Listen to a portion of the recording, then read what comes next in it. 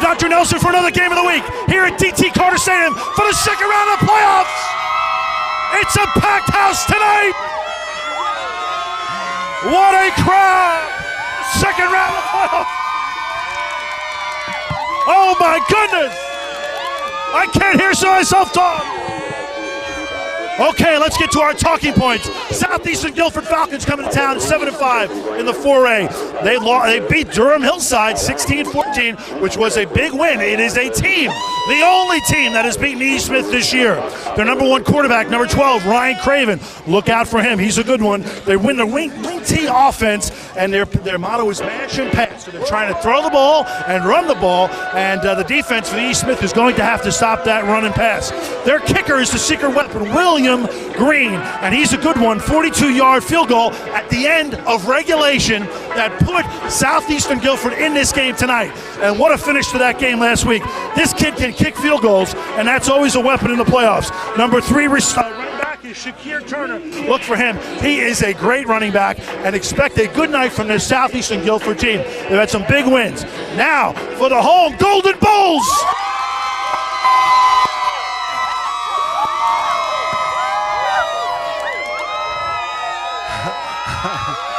It is a packed house. Led by Coach Duran McLaren. Let's hear for Coach McLaurin. Here they are. The Golden Bulls are golden at 10-1, led by their wonderful coach, Duran McLaurin. And what has he done? He's gone from 6-6 in 2009 and 6-6 in 2010 to 10-1 in 2012. And he's led by the unbelievable quarterback, the number one quarterback in the county, in the Cape Fear region, All-State, All-American Phillip Bell. And if that wasn't enough, he's got the number one running back, All-Nation, All-Cape Fear, All-Cumberland County, Solomon Mustafa. And let's not forget the number one receiver in the county, all Cape Fear, all state. Call me Ishmael Williamson. And let's not forget the defense here at the Golden Bulls. The defensive captain, hold it up, Jordan Stocks, the defense. This defense has been incredible all year long, and it's because of Jordan Stocks and this incredibly fast defense led by the unbelievable power of Phillip Bell. It's going to be an unbelievable night here as the crowd is back at Ezekiel Ezra High School here at DT Carter Stadium. I'm Dr. Nelson. This is the playoffs, and these are the Golden Bulls.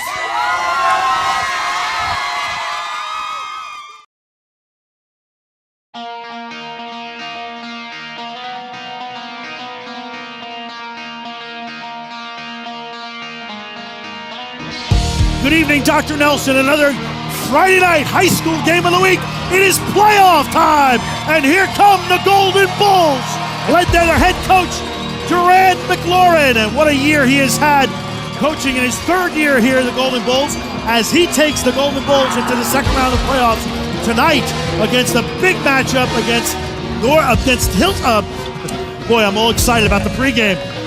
Against a very good Southeastern Guilford Falcon team. Directional schools always are his problem. He had a problem with that in elementary school. All the way from Guilford. Greensboro. They come into town tonight, a 3-hour drive this afternoon to face the Golden Bulls in the second round. And there you see the Golden Bulls in your picture. I'm Dr. Nelson alongside Coach Mark Acker. And Coach, this is what we've been waiting for all season long. That's right, Doc. This is the second round of playoffs. Southeast Guilford is 7-5. Golden Bulls are 10-1. They have one common opponent between them, which is Hillside. Guilford beat them. Smith lost to them. Different time of the year, different circumstances right now. Guilford has a really good experienced offensive line and defensive line. They got great linebackers. They got a big cornerback, which matches up well with E.E. Smith, super wide out. But Philip Bell's still Philip Bell, everybody's All-American. This is big boy football right here. Well, that was August 24th. The Golden Bulls lost to Durham Hillside 35-21. But that was when the weather was 100 degrees. And since that time, the Golden Bulls have gone on a winning streak of 9 games in a row and have really basically steamrolled over everybody. That's right. This number 1 offense in Cumberland County. They have got the number 1 quarterback in Philip Bell, the number 1 running back in Solomon Mustafa, and the number 1 receiver, Ishmael Williamson. What an explosive offense, and if that wasn't enough for E. Smith, they've got the great defense. And here comes the kickoff, Coach. And it's a squib kick. And the squib goes down to the 30-yard line. And there it is on the 30-yard line, squib kick for the Golden Bulls. So Southeastern Guilford, the Falcons, will start from their 30. And it has been some night and it's been some season, Coach, as we get underway here at E. Smith. What a phenomenal crowd. Right, very big crowd tonight, second round of the playoffs, as you've said. I mean, E.E. Smith plays a 4-3 defense. Guilford runs this wishbone, run the ball really, really well. They're very aggressive up front. They got some big boys up here. This can be a great football game in the box between the linebackers and the line. 4 left, 1 wide, and they're throwing it first play. First play from scrimmage, that is Sterling Brooks, and that is the quarterback Ryan Bulldog Craven. We haven't seen this team, Southeastern Guilford. Tonight's the first night. So Craven goes to his wide receiver, Barry Harris, and that little wideout pass there, Coach, goes for 1 yard. Right, yeah. What they're doing is they're making the defense run early. This is kind of a chess match. It's still early. They're feeling each other out, just kind of settling into the game routine, the pace of the game and what's going on. I think we're going to see a lot of wide open formations, a lot of trickeration, as they say. It's going to be good football. A lot of good coverages are going to have to happen. There's number 2 on number 9 right there. That's a good matchup. Starting quarterback, they call him Bulldog, Ryan Craven, has had a good year. And he drops back, Coach, roll out. And good pursuit by the defense. Yeah, pretty good job there by the D. The end did his job and rode the line of scrimmage and then came upfield and put pressure on the quarterback.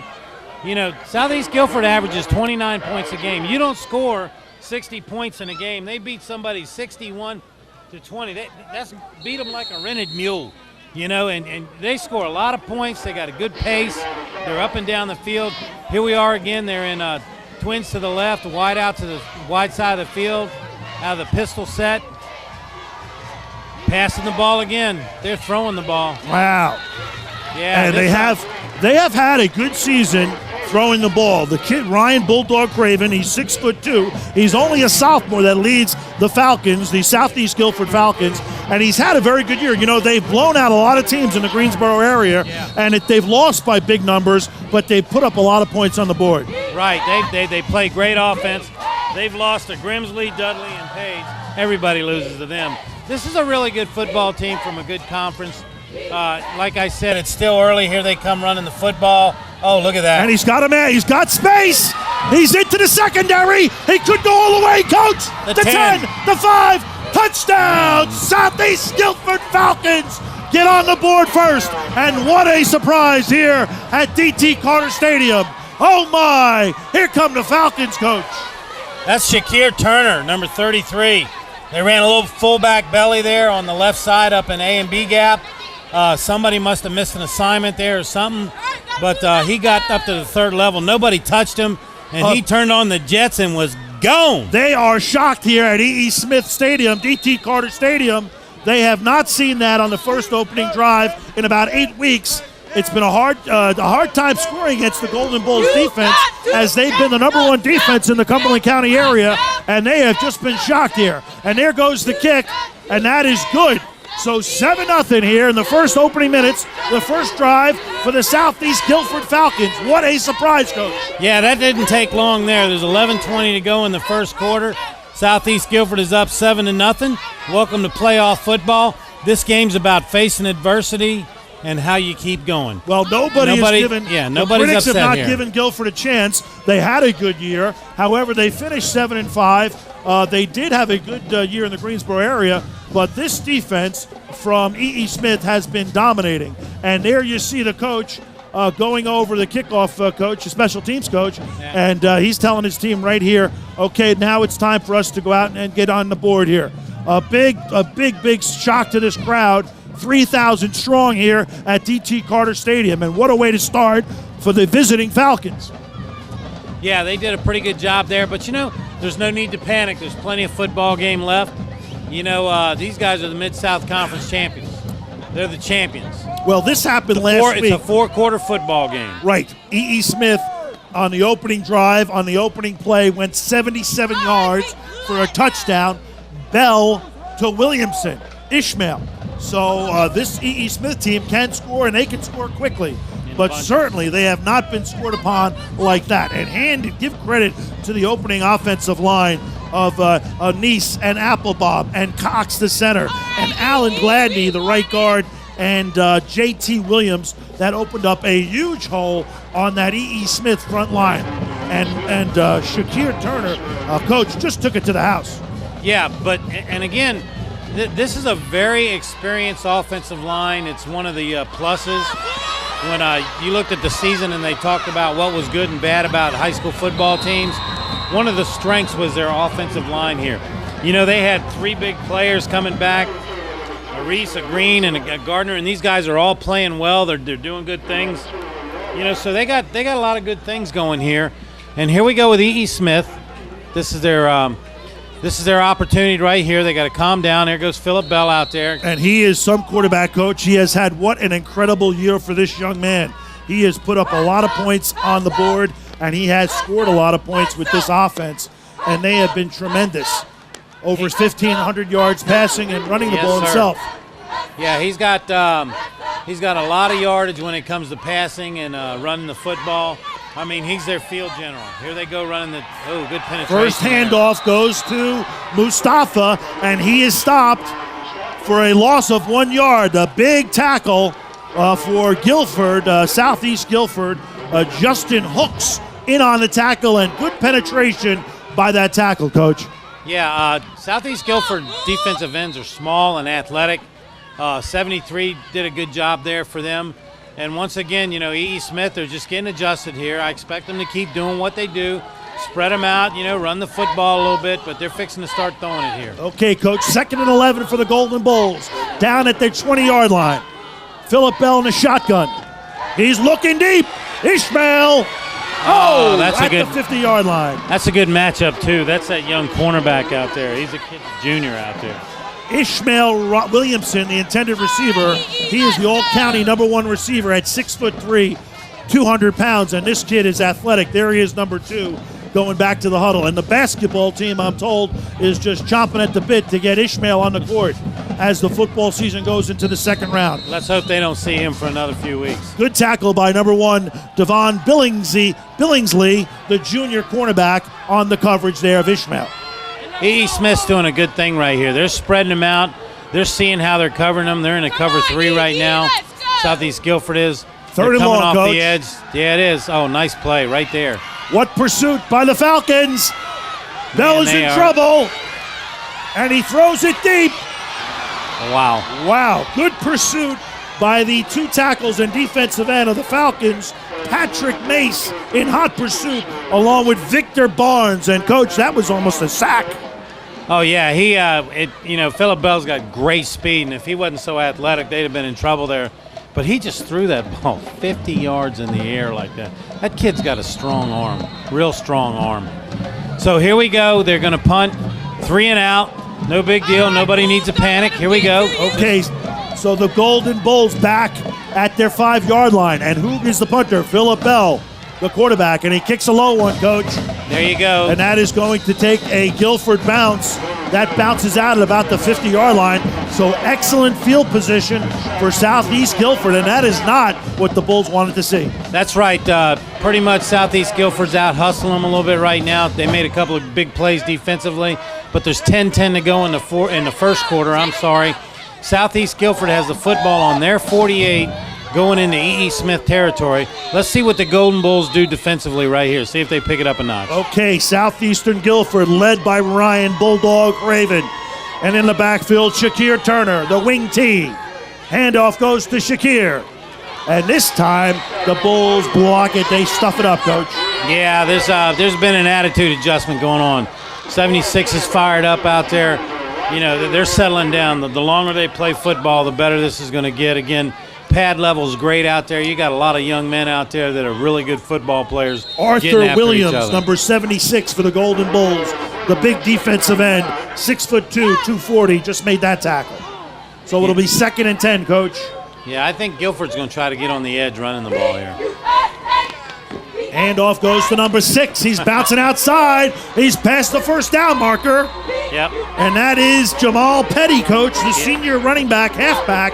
And tell me, Coach, about this wing T offense. It's not easy to defend. No, it's not easy. A lot of movement in there, a lot of cross bucks, running backs faking, going this way, that way, a lot of pulling and trapping, chipping, folding, stuff like that. These are games that the offensive linemen do to the defensive linemen. That time, Guilford lined up into the boundary with a tight end and a wing, and they just ran that way. They're going to go there again. Wing T, misdirection. Right up the middle. Here we go. Handoff up the middle.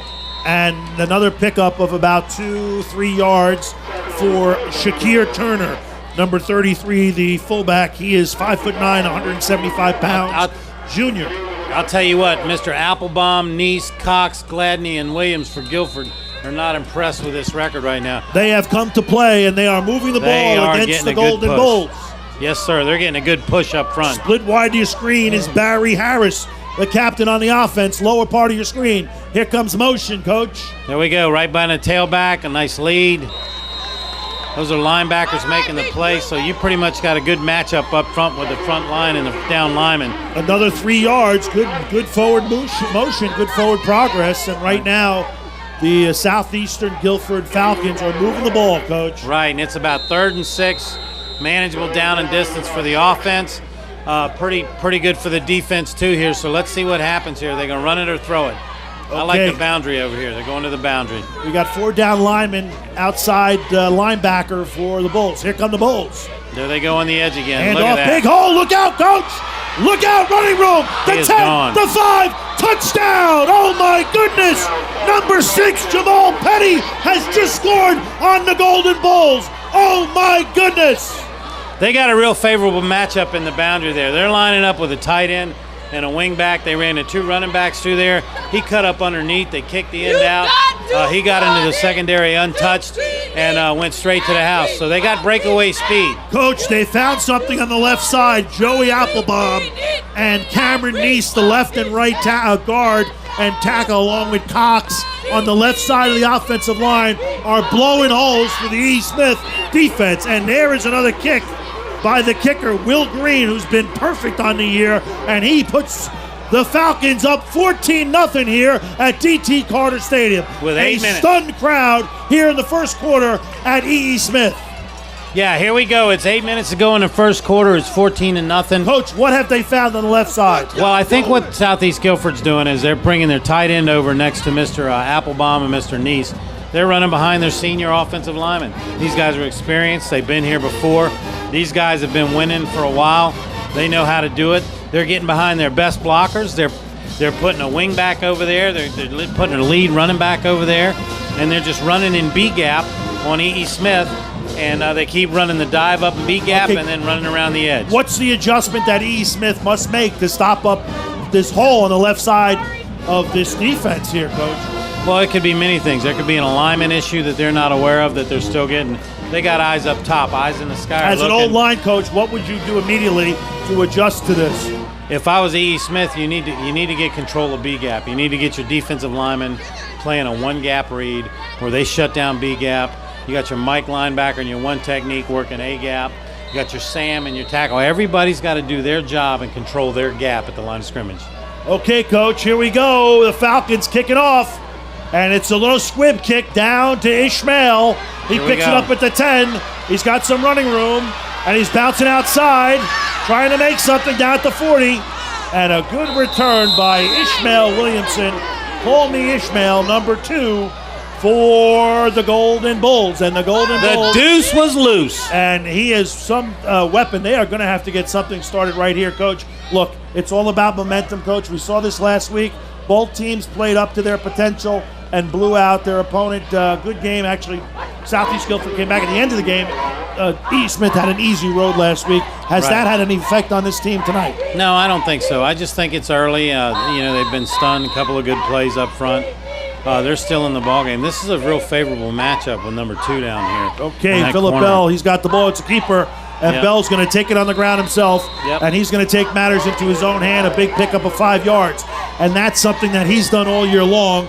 Philip Bell, the leading running back, next to the number 1 running back at Grace Creek, but the number 1 running quarterback is Philip Bell. And he had some yards last week, 349 yards, 5 touchdowns last week in a blowout in the first round of the playoffs. So here's E. Smith. They're going with 2 wide. I call it the Joker set. 1 running back, motion across. They're going to run the ball. Philip Bell keeps it. He's looking outside. They make some room. But give credit to the Falcons in hot pursuit.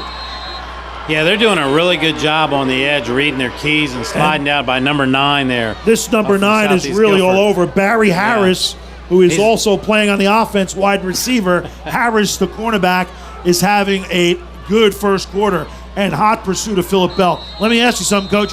Do you think they put Harris, cued him on Bell? Because he seems to be in hot pursuit of Bell.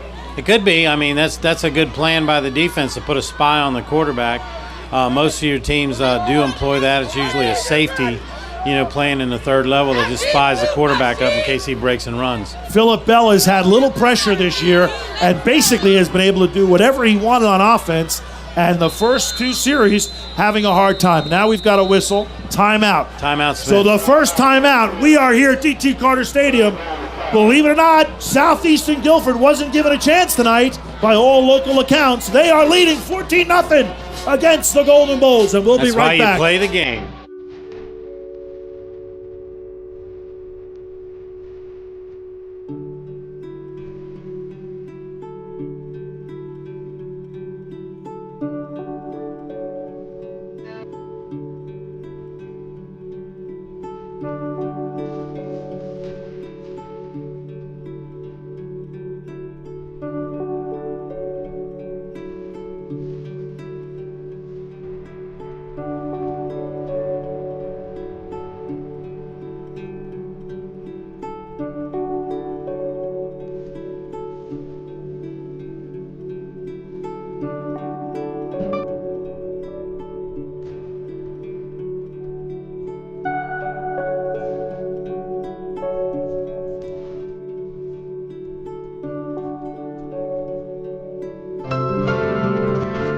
Back here at D.T. Carter Stadium, the Falcons up 14-0 over the Golden Bulls.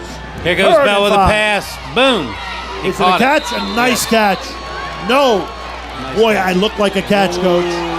They do not have instant replay, but we know that was a catch. It looked like he got it, Coach. Yeah, now it's going to be overturned. That's a tough call there. It's overturned. I don't know. Let's see what happens. One referee is calling it a catch. Okay. Yeah, that's a real good job of the referees.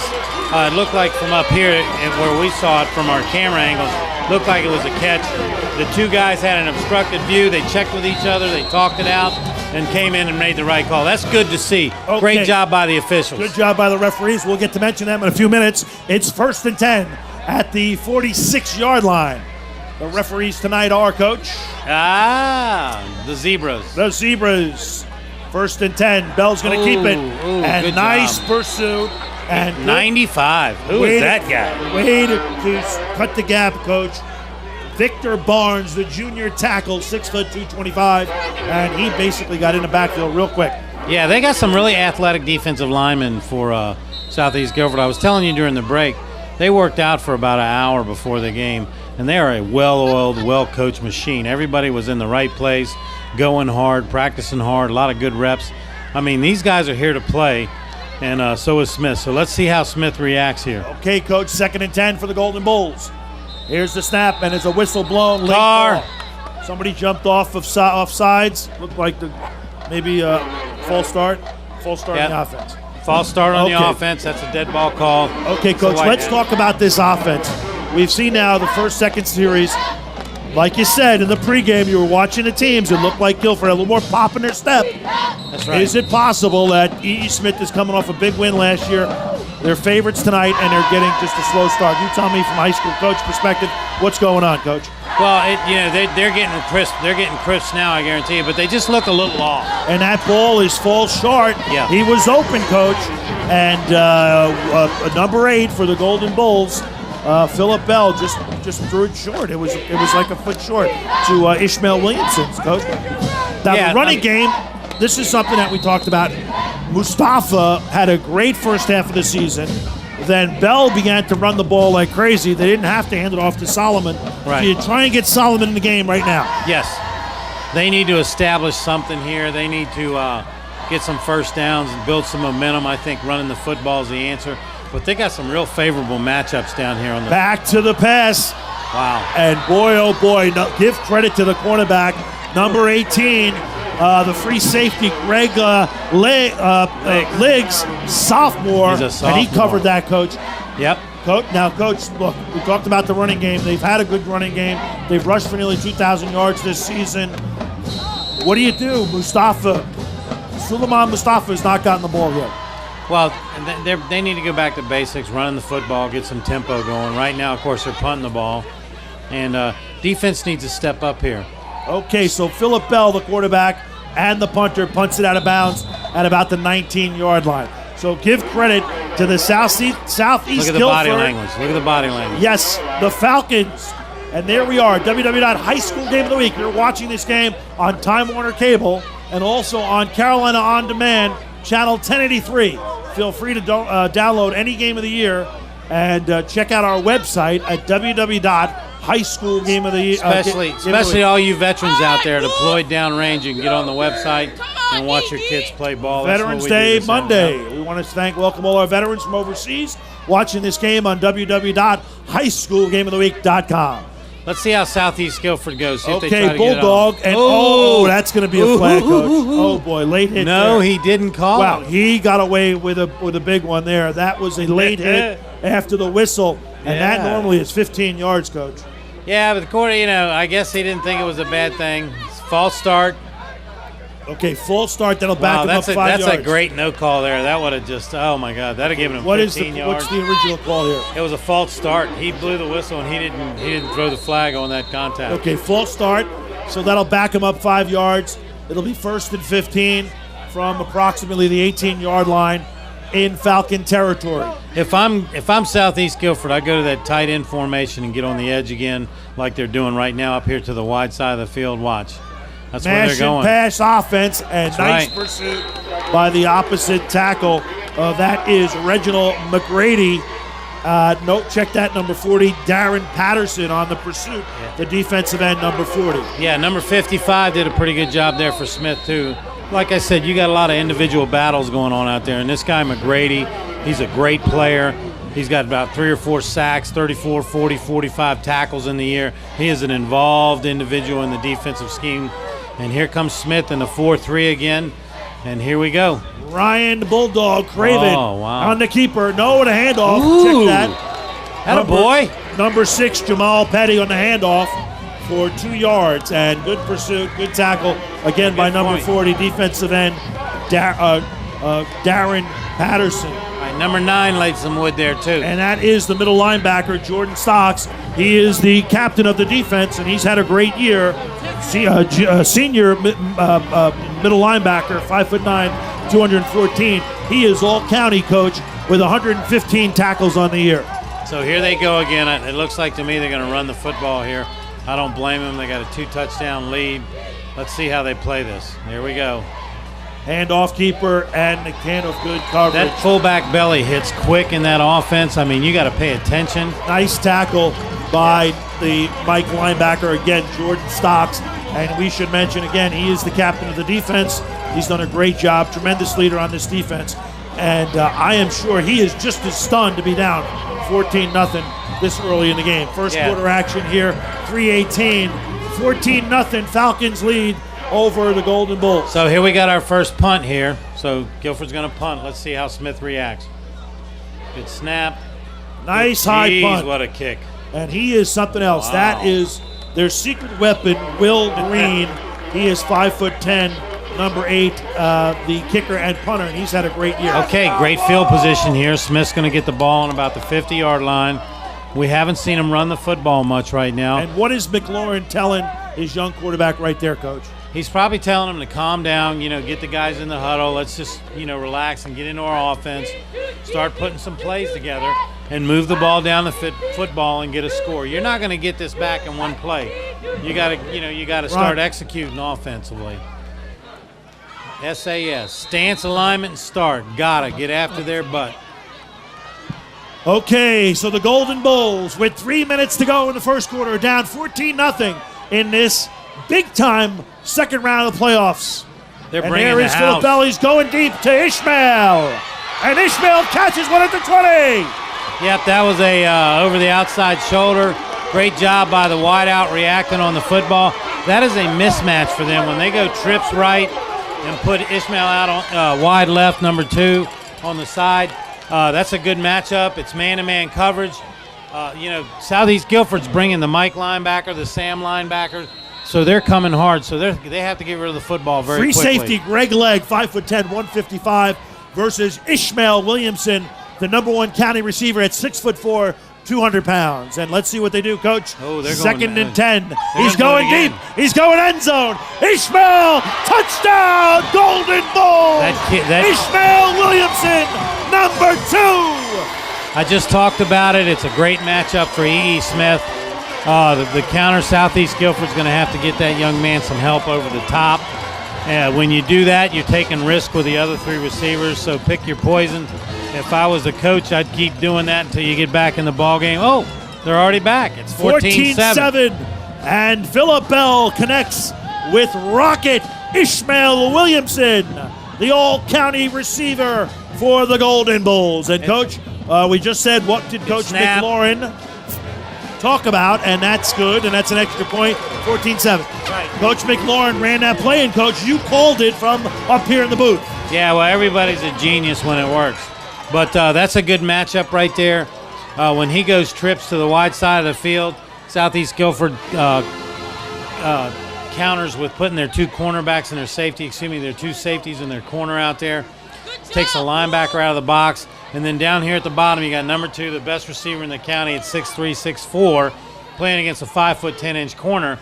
You don't have to be a rocket scientist to understand that if there's a jump ball situation, he's going to catch the ball at its highest point. Head coach Fritz Hessen-Thaler. He is the head coach, and that's a mouthful, of the Southeastern Guilford Falcons. Good game plan coming into this one. The Falcons have scored a lot of points this year. They've lost a couple of big ones, but they've scored a lot of points.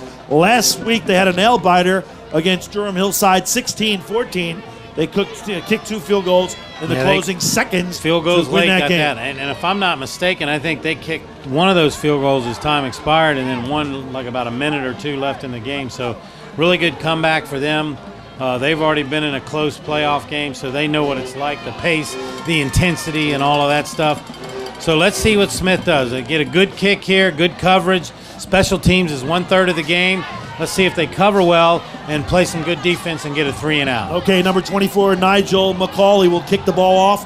The Golden Bulls are back in it, 14-7, as Philip Bell hooks up with Rocket Ishmael. At D.T. Cotta Stadium. At D.T. Cotta Stadium, home of the Golden Bulls. One of the oldest schools here in Cumberland County, and a rich history of producing unbelievable football players. Currently 3 or 4 NFL pros, which we'll talk about in a few minutes. And here's the return man. He's got the ball. He got running. Oh, my goodness. Watch out. Here he's still on his feet. Cross midfield. He could go all the way. Wow. All the way. Touchdown. Number 9. Barry Harris goes yard. Barry Harris in the news. Holy cannoli. Wow, what a play there. That guy's got some good breakaway speed. He simply ran away from that E.E. Smith defender there. Barry Harris, the captain of the offense, 6'1", 165. Woo! Mr. and Mrs. Harris, your son just took it to the house. So here we go. Oh boy, that is not what the Golden Bulls wanted after getting back into this game. Oh, my goodness. What Yeah. action here at DT Carter Stadium. Yeah, this is not over. There's going to be a lot of this going on tonight. I think this is going to be a high-scoring game. Here we go, boys. Well, Barry Harris, the captain wide receiver. And there he is. Will Green is good. And it is 21-7. What a return, Coach. 21-7. Coach, what happened? He just busted through that wedge. What happened on the coverage? Well, everybody's got a lane to stay in. Evidently, somebody blocked somebody. Somebody wasn't in their lane. He got a little window. He got, beyond the first line of guys, and then simply just outran the kicker and the guy that was playing safety. He just killed him. This thing doesn't taste very good, but we don't have we got Coach working DT. I know. Working off the mic tonight. Working off the mic. www. Game of the Week, High School Game of the Week. I'm Dr. Nelson at Nelson Chiropractic. My brother works the sidelines along with the crew at Nelson & Nelson Chiropractic, bringing you all the action for 15 years here in Cumberland County. And the kickoff from Southeastern Guilford Falcons. What a night for the Falcons, all the way from Greensboro. A 3.5-hour drive tonight here at DT Carter Stadium. I mean, it's not even the end of the first quarter. We've already had 28 points scored, a special teams touchdown. Wow, 2 long runs and a pass. 21-0 at DT Carter Stadium. Here we go. And the Falcons, what a game plan tonight. They have come into DT Carter Stadium and have shocked the crowd. Well, the crowd's still in it. A couple of big plays. Let's see if E.E. Smith can get a good return and answer here. Okay, here goes the kickoff. Boom! And it is deep, and it is long, and it is out of bounds, Coach. Yep, so that's a penalty. They're going to get the ball on the 35-yard line. So that's a good move for E.E. Smith. Great field position. Nelson Chiropractic, proud sponsors of the Golden Bulls here at E.E. Smith Stadium. Way to kick that ball over there, bro. And a nice kick. And Dr. Mancini has just joined the group. God. The Mancini's along with here. The entire Yakin Road crew.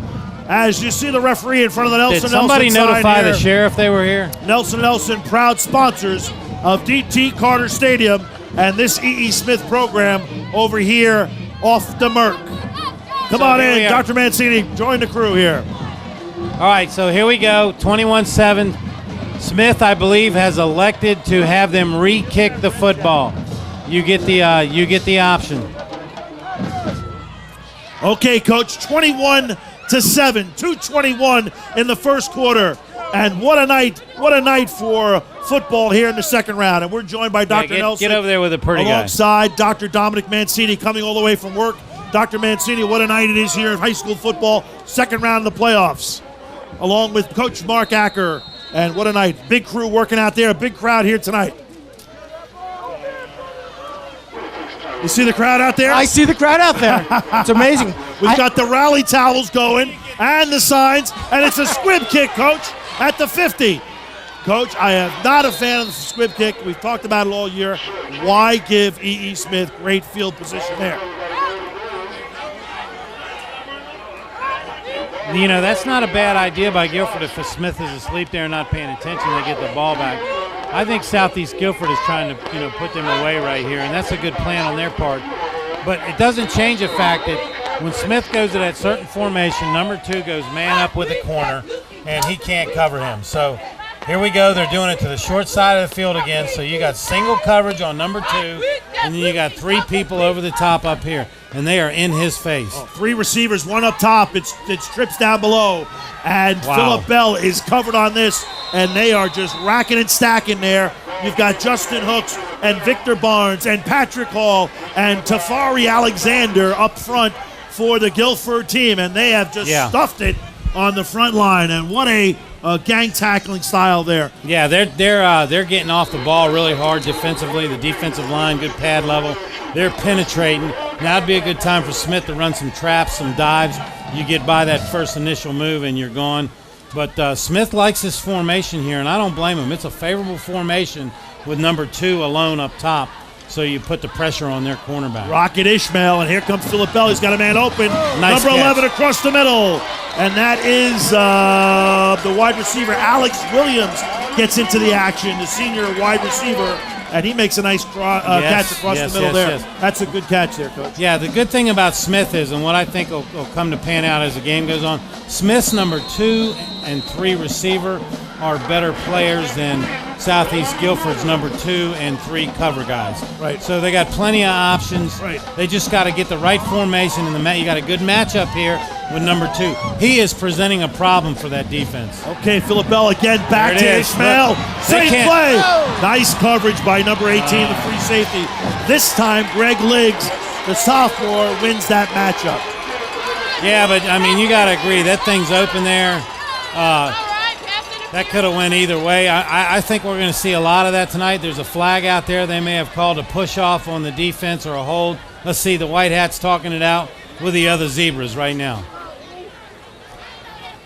So it's 21-7 with 1:14 to go in the first quarter. Okay, we'll let Dr. Mancini get along the sidelines. He's got his work cut out. Tonight we've got the rally towels. Dr. Mancini, here we go. We got the rally towels for the sidelines. Along with baby. Peyton Cunningham has joined us. One of the Warriors from Fayetteville, the young Warriors along the sidelines as we work with the rally towels here at D.T. Carter Stadium. We got an offside there, Coach? I think. Offsides, Falcons. And what a night it's been for the Golden Bulls and the Southeastern Falcons. 1 minute, 14 seconds in this long We've been first playing quarter. for 3 hours. 3 hours in the first quarter. First and go. First and 10 from the 20-yard line. There you go. Handoff goes nice to Ishmael. 34 coming off the edge. That's that linebacker. Oh, check That's that Sam linebacker, Yep. Destin Blue. He's a pretty good player there. He reads the ball real well. Clear and cloudy read. I mean, Nice you tackle. look at the body language out there. Smith's kind of looking a little exasperated. Southeast Guilford's shoulders are back. Their heads up. They're strutting around. There's a little bit of swag going on, and Smith just needs to keep doing what they're doing and keep working. They're down there close.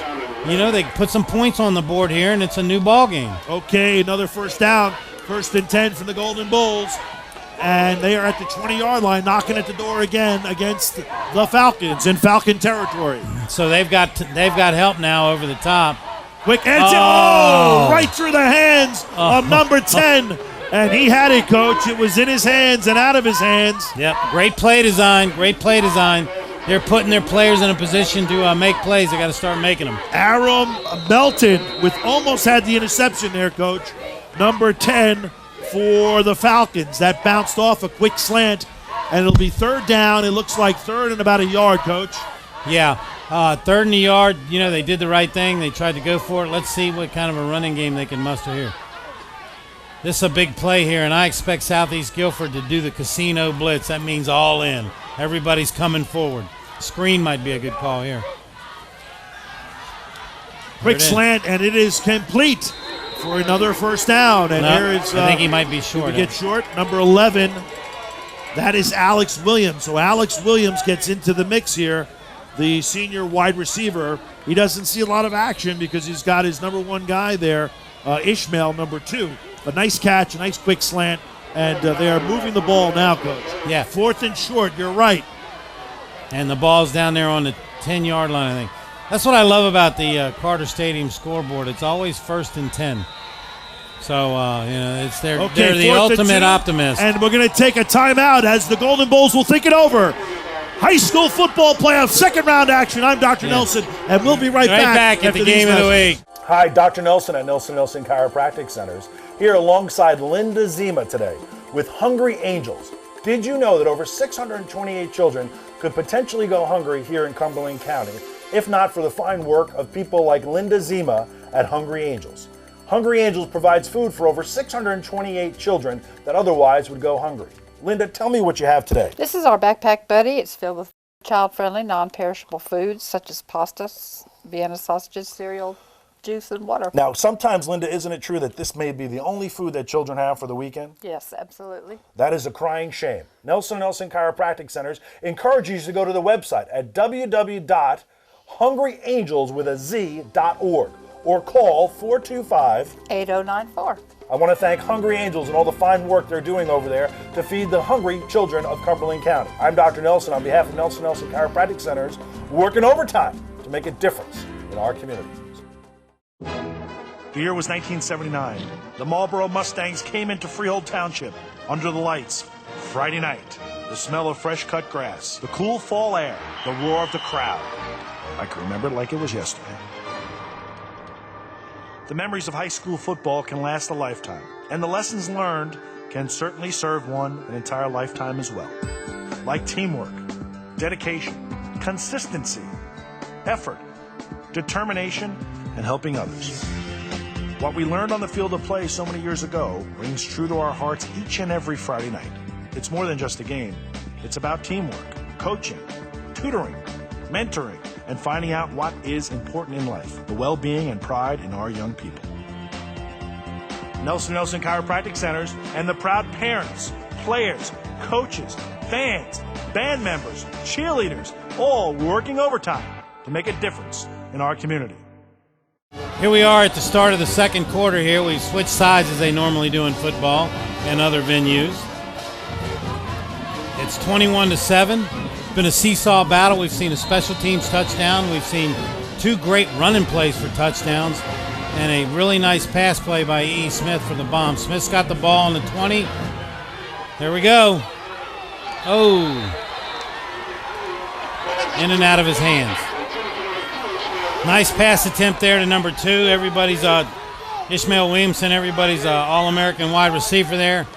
So the ball goes over on downs at Southeast Guilford's football, but the field position's in favor of the Golden Bulls right now. So defensively, if they get together and they make a big stop here, maybe the field position battle will be won. This is like that commercial that you see on Where's Dr. T? He's not on the merry-go-round. He's running around. He's not over there by the van. Where's Dr. T? All right, here we go. Smith's defense is in that traditional 4-4. They got the safety up in the box here. Yep, coming off the edge. Pretty good job by the defensive line there of E. Smith. And that was number 9, the Mike linebacker. Boy, he's having a whale of a game. He's moving around and knocking the snot out of people every chance he gets. Good player, good player. So here we go. Southeast Guilford signaling in the plays. They're trying to pick up the pace of the game. Get it going. Tight end right. Ball's on the, it's 1st and 10. Always at DT Carter Stadium. Number 6, being patient. Pretty good job. Good team pursuit by E. Smith down the line of scrimmage. Once again, Southeast Guilford's trying to set a really, really fast tempo that the Golden Bulls need to catch up to. So here we go. It's going to be 3rd down, about 7 or 8. Where's Dr. T? Oh, there he is on the merry-go-round. No, he's coming in. He's working. Leave the man alone. He's working. He's a one-man show. I do it all. I was handing out T-shirts. I try to get the mascots out there. Dude, I need one of them cool Okay, jackets. 21-7, 10:46 in the second quarter. Motion. And we've got quarterback Ryan Bulldog Craven, and he hands it up the middle in 3rd and short. Well, Coach, if you're Southeastern Falcons, you got to be happy about how it's going tonight. Oh, you're happy where you are right now, but it's time for them to punt the football. E. Smith did their job. They had a 4 and out. Southeast Raleigh got the ball back on the 20 coming out. 3 and out. They're punting right here. Here's where this punter might be a big advantage by reversing the field with a big punt. Okay, he has been great all year long. His name is Will Green. He's 5'10", 210 pounds, and he is unbelievable. And there goes a big booming Pepe kick. left foot. That's a big kick. Wow! Oh, and it takes a Falcon bounce all the way down to the 15, to the 14. Coach, that is a 45-yard punt. Unbelievable. I think it's a little bit farther than that. 55 yards, we need Coach. our Check that. We need our stat department. 55-yard punt for Will Green. This kid is unbelievable. And what does it say about a team that has a great kicker in high school football, Coach? Well, it's a big deal in high school. It's a big deal in college. It's a big deal in the pros. That's why they pay those guys so much money. Special teams are a third of the football game. If you got somebody that can absolutely reverse the field like that by punting the football, that's a weapon. Unbelievable, you got a good field goal Coach. kicker, that's a weapon. What a kick, and that was unbelievable. Really a fantastic kick there. Did you think that was unbelievable? It was just incredible. Will Green has done it all year long. He single-handedly won the game last week. with no time remaining on the clock, kicking the winning field goal for the Southeastern. Here we go, speed sweep. Get Falcons. out. Speed sweep outside. He's running. He's got running room. And that is number 11, Alex Williams, and he has had a great year. That's Alex Williams, 5'10", 185. He is the senior, and he has done a great job this year as well. And think about the weapons that Philip Bell has between Ishmael Williamson and Mustafa, who has not gotten the ball a lot tonight, and then Alex Williams, the other wide receiver. And let's not forget their big tight end, Chris Nelson, who has not seen action yet. So the Bulls are back, and, Coach, they want to get moving here in the second, right before the half. Yeah, they just need to keep the drive going. They need to keep – got a false start on the wideout. Bro, you're out there. Look at the ball. Full start, offensive line. We should mention these guys. They've done a tremendous job for the Golden Bulls while we have time. Aaron Oates is the number 74, the center. The right guard is Kawazi Covington, 54. 71, Lawrence Hill, 6'4", 295 on the right side, along with Chris Nelson. Love that name, number 33, defensive end. Christian Wetstein, number 675, left guard, and left tackle Arthur Williams, 6'4", 280. These guys have opened up and protected Philip Bell all year long. Yes, and they're still doing a good job of that. Deliver the football. Nice out pass there. Nice throwing catch. Nice, there. and Coach, hey, look, good job by the cornerback. Good job by the free safety. I mean, that is right on top. Devon Billingsley, the cornerback, number 1 on top of that.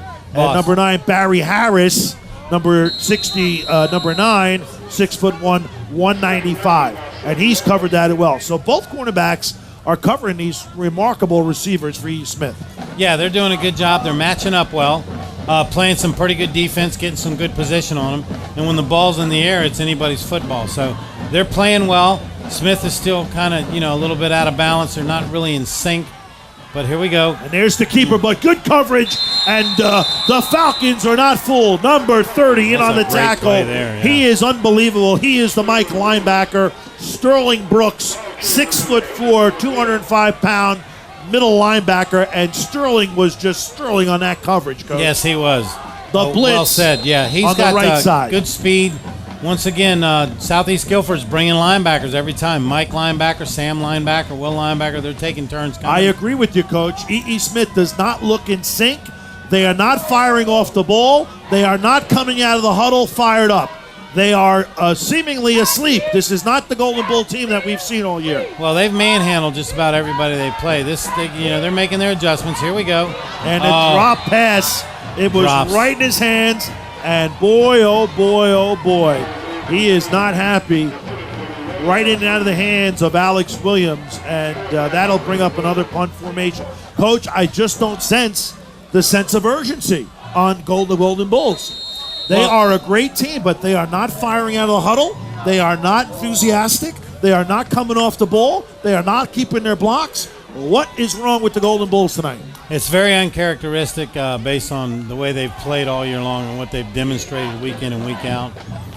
The thing is, this is where your senior leadership, your captains of your team, they got to step up. They got to get these other guys motivated. They got to get them working harder. They got to focus off. Sometimes when you host a playoff game like that with all the hype and the excitement and everything, you can get a little bit distracted. But Coach knows what he's doing. You talk to your players. You get them calmed down. You get them executing, staying with the front. You got to dance with what brought you here. Don't change what you do. Just do it better. Okay. The only thing that I think that absolutely would be driving him crazy right now are those pre-snap penalties. Yep. Procedures and everything. And here's the quarterback, a rollout to the right, and he's got good coverage there. Good coverage by the Golden Bulls. The cornerback, Breon Charlie, and also Alex Williams, led by Ishmael Williamson, the free safety, who also, of course, is the offensive receiver as the free safety. Good coverage there. Yeah, pretty decent play-action pass. It just took a little too long to develop. By the time the Bulldog pulled the ball out and threw it, the linebackers had recovered and got on top of that tight end over there. Well, we saw Shakir Turner, the running back, take it to the house in the first quarter. And, Coach, they've gotten a little away from their running game, and they were moving the ball very well in this wing T offense. I agree with you. They're back to the running game. Right. Ooh. Well, this time they get about 3 yards. Good coverage by the defense, but good forward motion. Running back Shakir Turner, the fullback, number 33, for about 2-3 yards. Yeah, they're running the ball right at number 40 from E.E. Smith. They're getting a bit of push on him. He's doing a great job, but they're gaining 3 or 4 yards. They see something weak side. When you play a 4-3 like that, you got a 1 technique and a 5. If you can kick that tackle out and you can pinch that 1, you got a pretty good alley up into the second. Okay, wing T formation, mash and crash the offense. And there is a tight formation and up full start. Number 75. Crazy, number 51. Jumped off 51. sides. Joey Applebaum looked like he moved, Coach. Yeah, Nice had something to do with that too. Looked like the left tackle jumped off sides. That'll back him up 5 yards. So a little slowdown here in the second quarter. An explosive first quarter. Second quarter, both teams, their nerves have kind of settled, and it looks like they've settled in here. Yeah, the longer the game goes on, one would think that the team that is better, that has more gifts, football gifts, would do better. So that should bode well for E.E. Smith being 10-1. Here we go. Ryan Bulldog Craven, 6'2", 180 pounds. Handoff goes up the middle. Handoff went up the middle there. We're working hard here with our technical sets. He's a one-man. You need him. Henry boy. Where are you, Henry? Our sound guy is out with flu tonight. He's got the Fayetteville flu, and we've had some issues. But nothing has affected the Southeast Guilford Falcons. They have been perfect, if you can say, on offense so far in this one against a very good E.E. Smith, top-ranked high school football team, ranked 10th in the state, and the number 3 seed coming into this one. A nice big kick there, Coach, and that bounces out at the 40. So, pretty good kick again by the punter there. Pretty good job. Smith's football. They're getting it on the 36-yard line. Let's see what they do with the field position. Okay, so the Golden Bulls have been shocked here and their home field, D.T. Carter Stadium. They have just basically steamrolled over everybody this year. And the Falcons have come in. You got to hand it to the Falcon team. Great offensive plan and a great special team return. Barry Harris on the kickoff return for 60 yards for the TD. So here come the Golden Bulls. Philip Bell in the backfield, shotgun formation. Mustafa back there. Here comes Ishmael in the backfield. Handoff goes to keeper, out to Ishmael. Ishmael takes it up for about 5 yards. Yeah, Alex, I think that actually was number 11. That could be Alex Williams there that finally ended up getting the pitch. Pretty good read there. They're reading the defensive end. Bell pulled the ball, attacked the edge, and when the defender came to him, he pitched to the number 11, and they got some positive yards out of it. You know, that's what Smith needs to do. They need to attack the edge, run their option a little bit, and then get that counter tray going with Mustafa. And what about just going back to the running game? It's only in the second quarter. No need to panic, but it doesn't look like they're going, Coach. It looks like they're going to the run, the passing game. You've got 2 split to the top of your screen. Face handoff, and there goes Bell with the keeper. And let me tell you, the Falcons have got a great defensive plan here tonight. Justin Hooks puts the kibosh on Philip Bell. Somebody is queuing on Bell, and I think they've got Sterling Brooks, the captain, for the defense, all over Philip Bell tonight.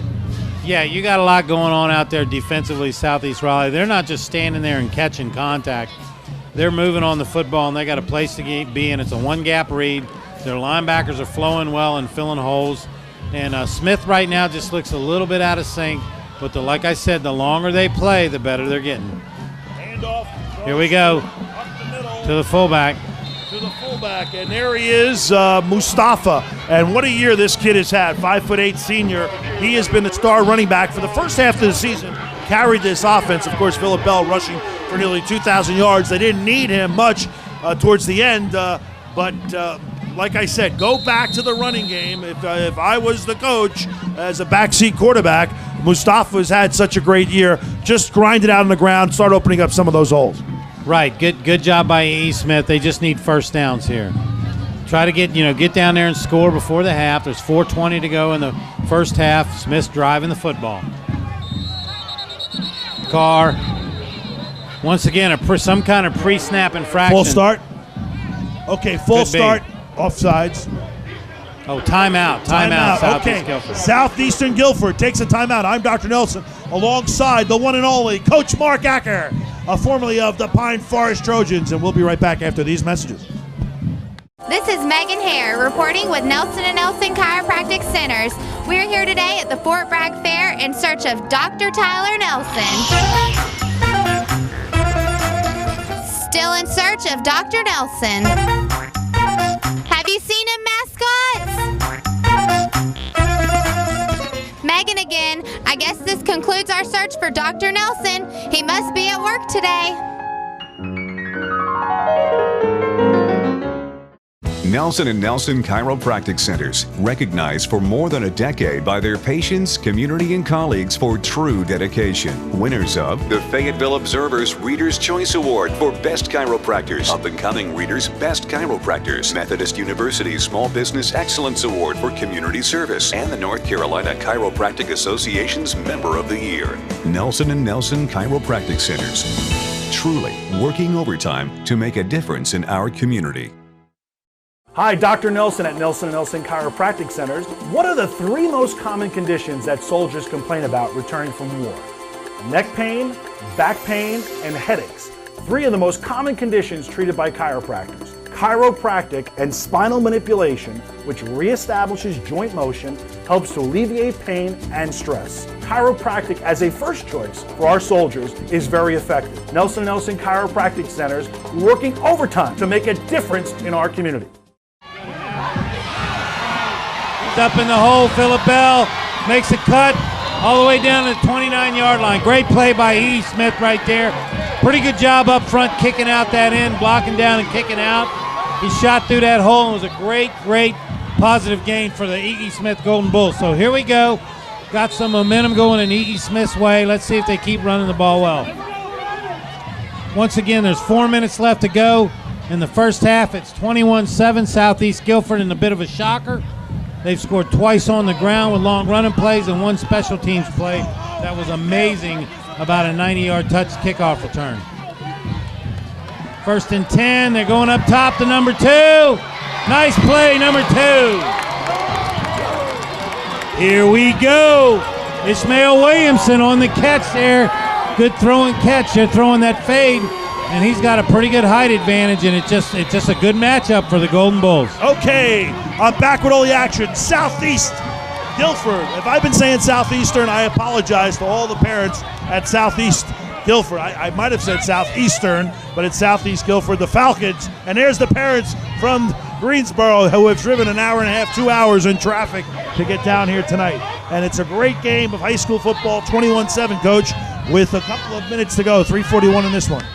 Yeah, right now the bottom line is that E. Smith needs to punch this thing in before halftime and shut Southeast Guilford down. That's right. Southeast Guilford having a remarkable night tonight as they have come into D.G. Carter Stadium and they put a licking on the Bulls. But here come the Golden Bulls. Here we go. Same play Philip with Bell the and a trap. keeper. Oh, no, that's a good play right there. They're running some misdirection. Trap, and number 76 got a good block. A nice tackle by 44. He just saved the touchdown. Number 44, the Will linebacker, Jesse Michaud, the sophomore, 5'10", 175.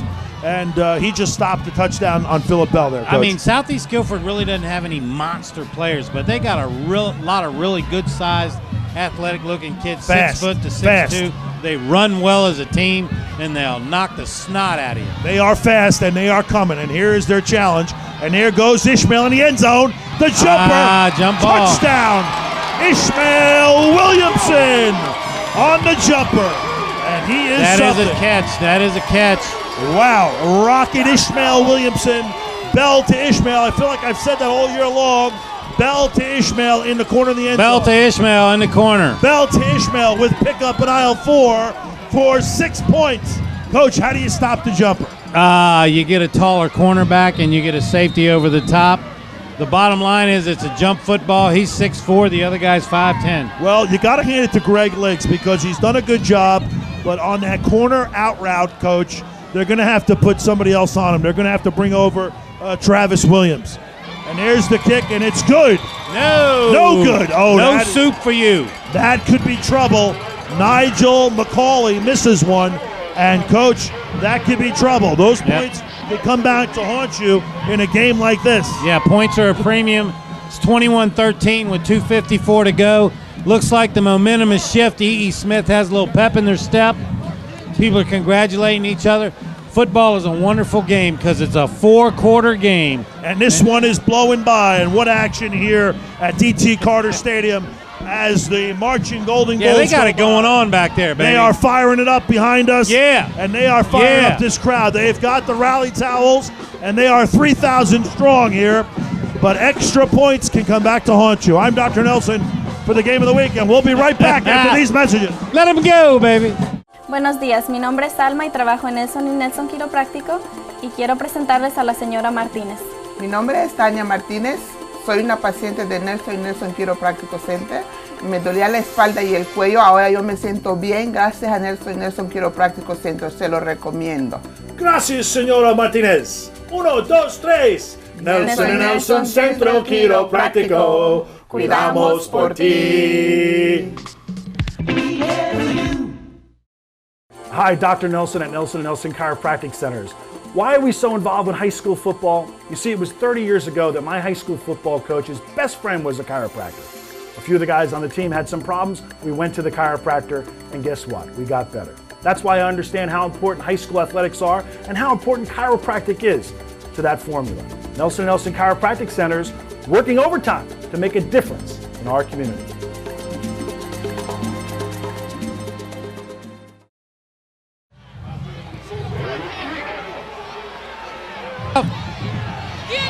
Kickoff to Barry Harris in the news. And there he is, the man, Barry Harris. He already took one to the house tonight as the Golden Bulls march past, and Southeast Guilford has come into D.T. Carter Stadium, and they've really surprised this crowd, Coach. It is a huge crowd out here, second round of the Bulls, and give credit to their number one all-county coach, doing an incredible job over here. This team was 1-10 just a few years ago.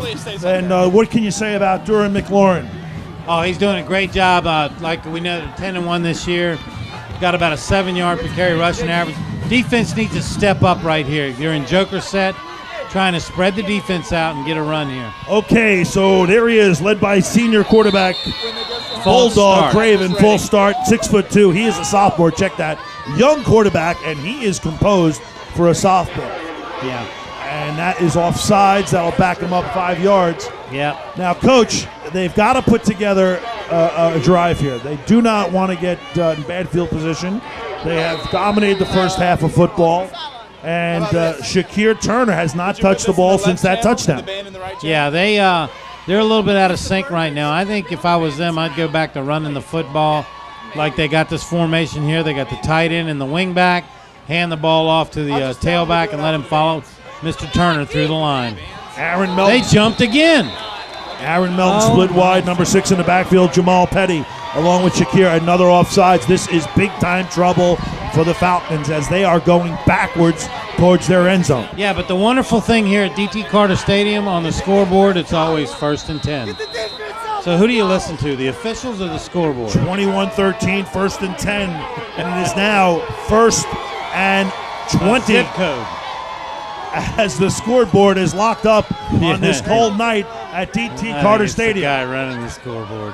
But anyways, here we go. 1st and 20 from Bulldog. Hey, we got a snap off. That's a new record. Bulldog hands it off, and this time he is covered, gang tackled. They've got to blow a late whistle. Yeah, that's a late whistle. And late whistle comes in as Jamal Petty gets about 2 yards. It'll be 2nd down and about 18. Well, you could be seeing a little shift here. Smith is starting to get a little more physical up front. They're flying around. They're talking, keeping each other hyped up.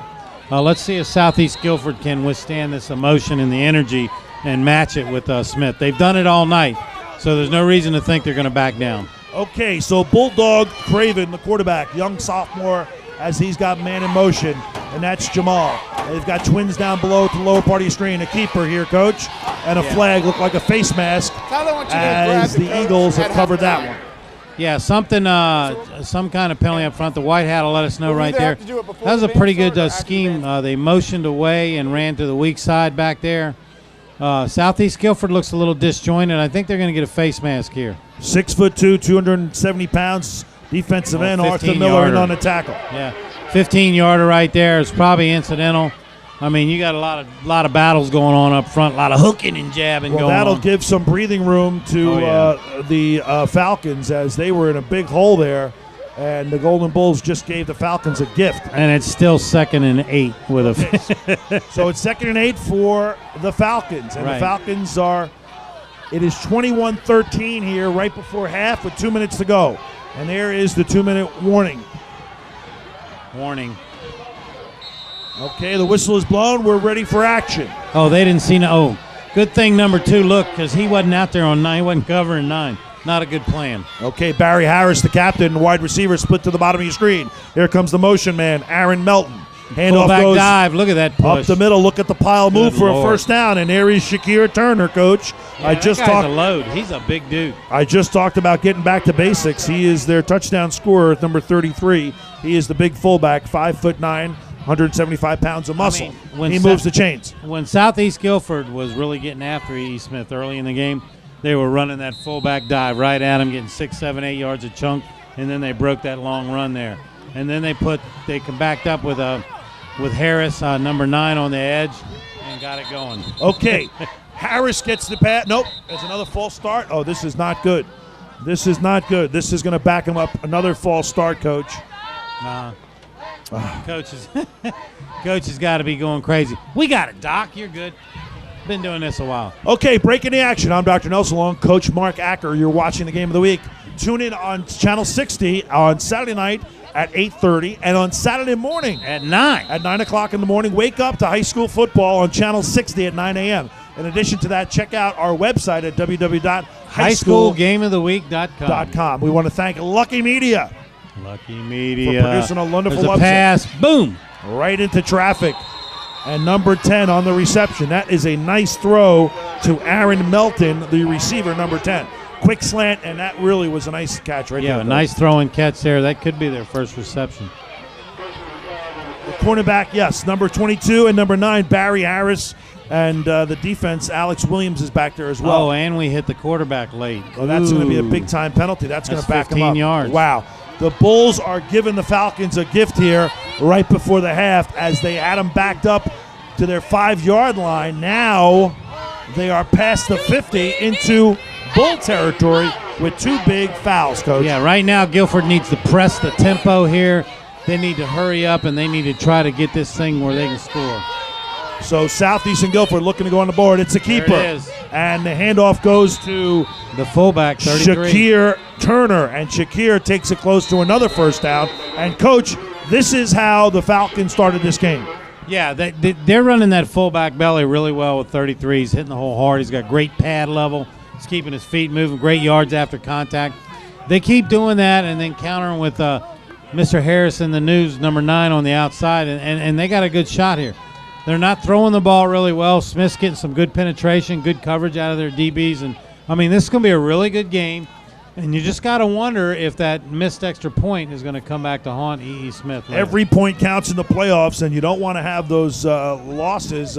You never know, Coach, when those extra points are going to come back. They always seem to haunt you, especially in the playoffs. We're in the second round here of the NCHSAA high school playoffs. And this is a big game, and this is big for E.E. Smith. E.E. Smith has turned their program around here with this new coach, McLaurin, and they need this game tonight, Coach, to really complete this season. Philip Bell has had one of those years that you just die for as a coach, and you'd hate to see it end here tonight. Here's the best way to tell you how good Philip Bell is. I was walking through the parking lot talking to students, and I said, hey, do y'all know Philip Bell? Is he a nice guy? And the first thing out of the girl's mouth was, my mother loves him. Right. And I bet everybody's mom, when everybody's mom loves the quarterback, he's a good kid. Because they get the skinny on him. They know what he's like. Well, they would hate for this to end. He is the senior quarterback. We don't know where he's going to college next year, but certainly he's going to college somewhere. And it would be a darn shame for the fans over here to go home tonight. But give credit to the Southeast Guilford Falcons. They have come into town, and they have rocked it here in Cumberland County. And the handoff goes to number 8. Number 9, check that, Barry Harris. Barry Harris in the news on the edge again. Barry Harris, the captain of the offense. He has had a good night tonight. He is the kid that returned that ball on the kickoff return for a touchdown. So they are moving the ball into Smith territory. It'll bring up another first down, and they are down to the 25-yard line with less than 1 minute to go as the clock ticks away. Yeah, the quarterback, there we go. Pitch. Handoff goes. He's got running room, coach. Oh, that's he's Petty. got end zone. Look out, the 20 to 10, and he's down at the 5-yard line. Boy, There's a oh face boy, mask. oh boy. He grabbed the face mask. Number 6, Jamal Petty, takes it outside, and he has followed his blocker. Nice really created a huge hole with Joey Applebaum on that left side, and there was no cutback there. The defensive end pinched down, and coach, he almost got into the end zone. And Yeah. a face mask. Oh boy, another big foul here. Another big penalty against E. Smith on this drive, and Smith has given the Falcons almost 80 yards on this drive, coach. This is the third big penalty. This will take him down to the 2-yard line. Wow. This is a pivotal point in the game right here. Smith has to hold, keep them out of the end zone, and from Southeast Guilford's point of view, if they can stick this score and they can score in a halftime, this would be great for them. 21-13, the Falcons over the Golden Bulls. Nobody gave the Falcons a chance tonight. The Falcons were underdogs by 10 points. The paper reported that the Golden Bulls would win tonight. A big crowd on hand, but the Falcons and Ryan Bulldog Craven have come into DT Carter, and they have shook the house. Number 33, Shakir, busted up, and there is no signal down to the 1-yard line. And the clock's running. The clock is running down to timeout. Timeout. 24 seconds in this one, and the first half. Yeah, you would think they'd try a play-action pass here where he has the option to either throw the ball, away or run it in the end zone for a score. Okay, we are down to the 1-yard line with 24 seconds to go. We are going to send out KB out to the sidelines to meet with Coach McLaurin and get his insights into the first half. And a timeout for the Falcons. And there is the head coach who's done a great job, Coach. Yeah. Let's mention his name. And would you like to mention his name? Fritz Hassan. Yep. Hassan Taylor. Hassan Holler. I apologize. Coach Fritz, they call him, I'm sure. Coach Fritz. He has done a heck of a job with this Guilford team. This is some division they play in. Hesson Tyler's is his third year. He's 12-15 prior to this year. And, of course, with this winning season right here. A lot of great teams in that Greensboro area. Yeah, Page, Dudley. You got Butler. Grimsley. Yeah, so, Southeast Guilford has played a really tough schedule. They got a good conference. There's 3 really good teams in that conference, Dudley and Page and them, of course. And they're all still doing well in the playoffs. This is a really big series right here for both teams. And a big play coming up here with 24 seconds to go, 21-13. And the Falcons are knocking at the door.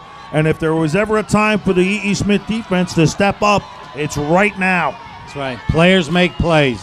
Now's the time to make a play for your Goal team. line stance, Coach. What are you calling here? I think they're going to run that fullback dive. Fullback dive. Well, here it is.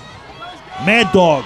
Bulldog under center. Handoff to number 6. Nice play. Tackle in the backfield. Number 40.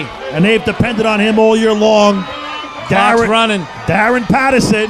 14. The clock is going down. 14-13. Are there any timeouts left? No timeouts. They're trying to spike 10 it. seconds.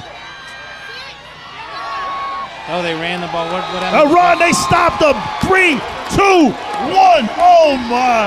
Wow. What a big mistake by the Falcons. Baby.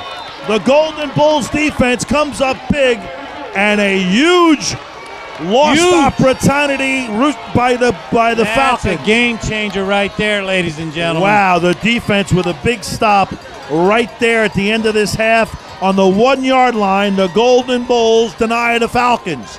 And this is really, what a matchup. 21-13 here at DT Carter Stadium. The Falcons of Southeast Guilford lead the Golden Bulls. I'm Dr. Nelson along with Coach Mark Acker. It's halftime. We're going to throw it down to KB with Coach McLaurin. Take it away, KB. KB here with head coach Durant of the Golden Bulls. Coach, you had a rough start, but that was a big goal line stance. With the Nelson halftime adjustment, what do we do? Is it personnel or scheme? It's the scheme, man. Way too position challenge for us early in the game. just got to do a better job of getting lower. They found on their blocking us. Had a couple of personal fouls there, aided them to get down the field, but the defense did a good job of going in next down in the goal line. Absolutely, Coach. Good to see a big game for number 2. I see y'all tested them earlier. They have safety over top. Like we'll be going back to that. Yeah, they don't make any adjustments. We definitely going to continue to try to take advantage of that mismatch. All right, Coach. Well, good luck on the season. Good luck on the rest of the game, and thank you for your time. All right, thank you. Back to you, Dr. T. Let's go.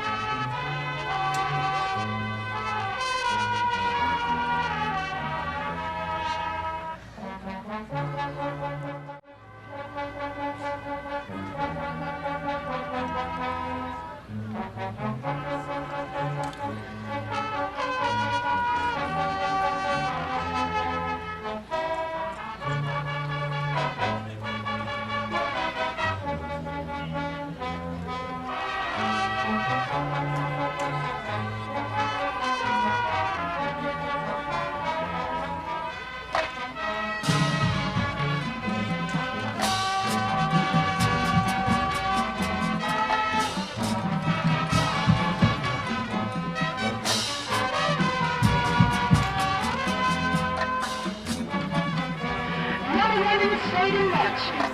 Number one in the state in music.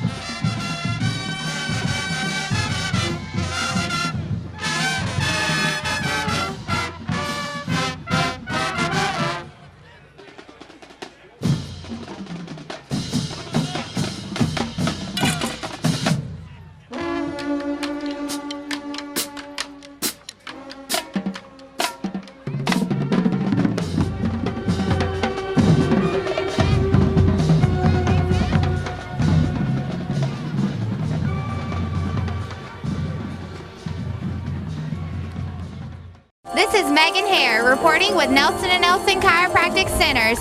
We're here today at the Fort Bragg Fair in search of Dr. Tyler Nelson. Still in search of Dr. Nelson.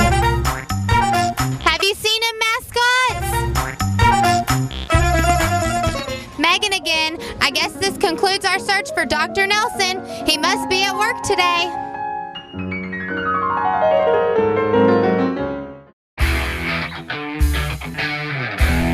Let's go!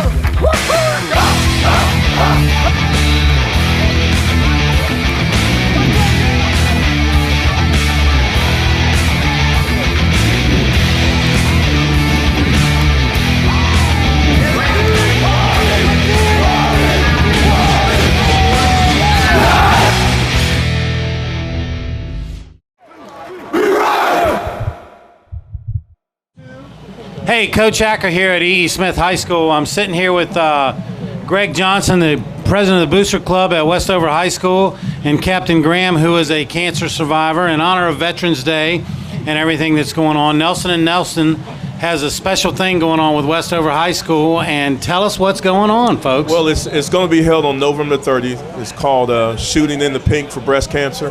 And it's for breast cancer awareness. It's actually a basketball game between E.E. Smith and Westover High School, which is always a big rivalry game with us. Right, big game, big high school basketball big high school game. You can tell since I'm vertically challenged that basketball is not one of my things. So, Captain Graham, you are a cancer survivor. That's correct. I am a cancer survivor myself. I had melanoma. But in honor of Veterans Day, you know, I'm a retired colonel from the Army, and I appreciate your service. Tell us your story and what you plan on getting done out of this. I was diagnosed with breast cancer in August of 2009.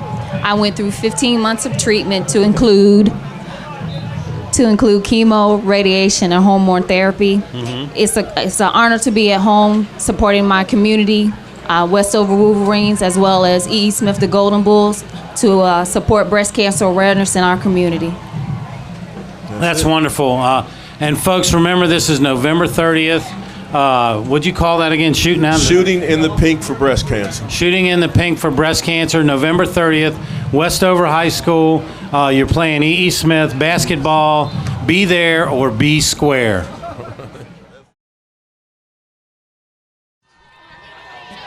There's the kick. There's the kick. Big kick. That's a kick to E.E. Smith. Live ball. Number 2's got it. He's up in the hole. Still rooting. Down on the 28-yard line. Pretty good kick, pretty good coverage, pretty good return right there.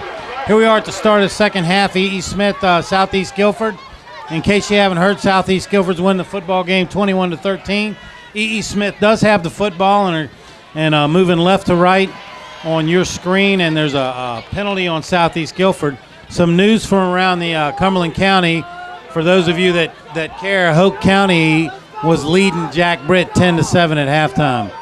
I got a big ooh from KB back there in the crowd. Ooh, that's what I said. So Hoke's on top of Jack Britt. Southeast Guilford's on top of E.E. Smith.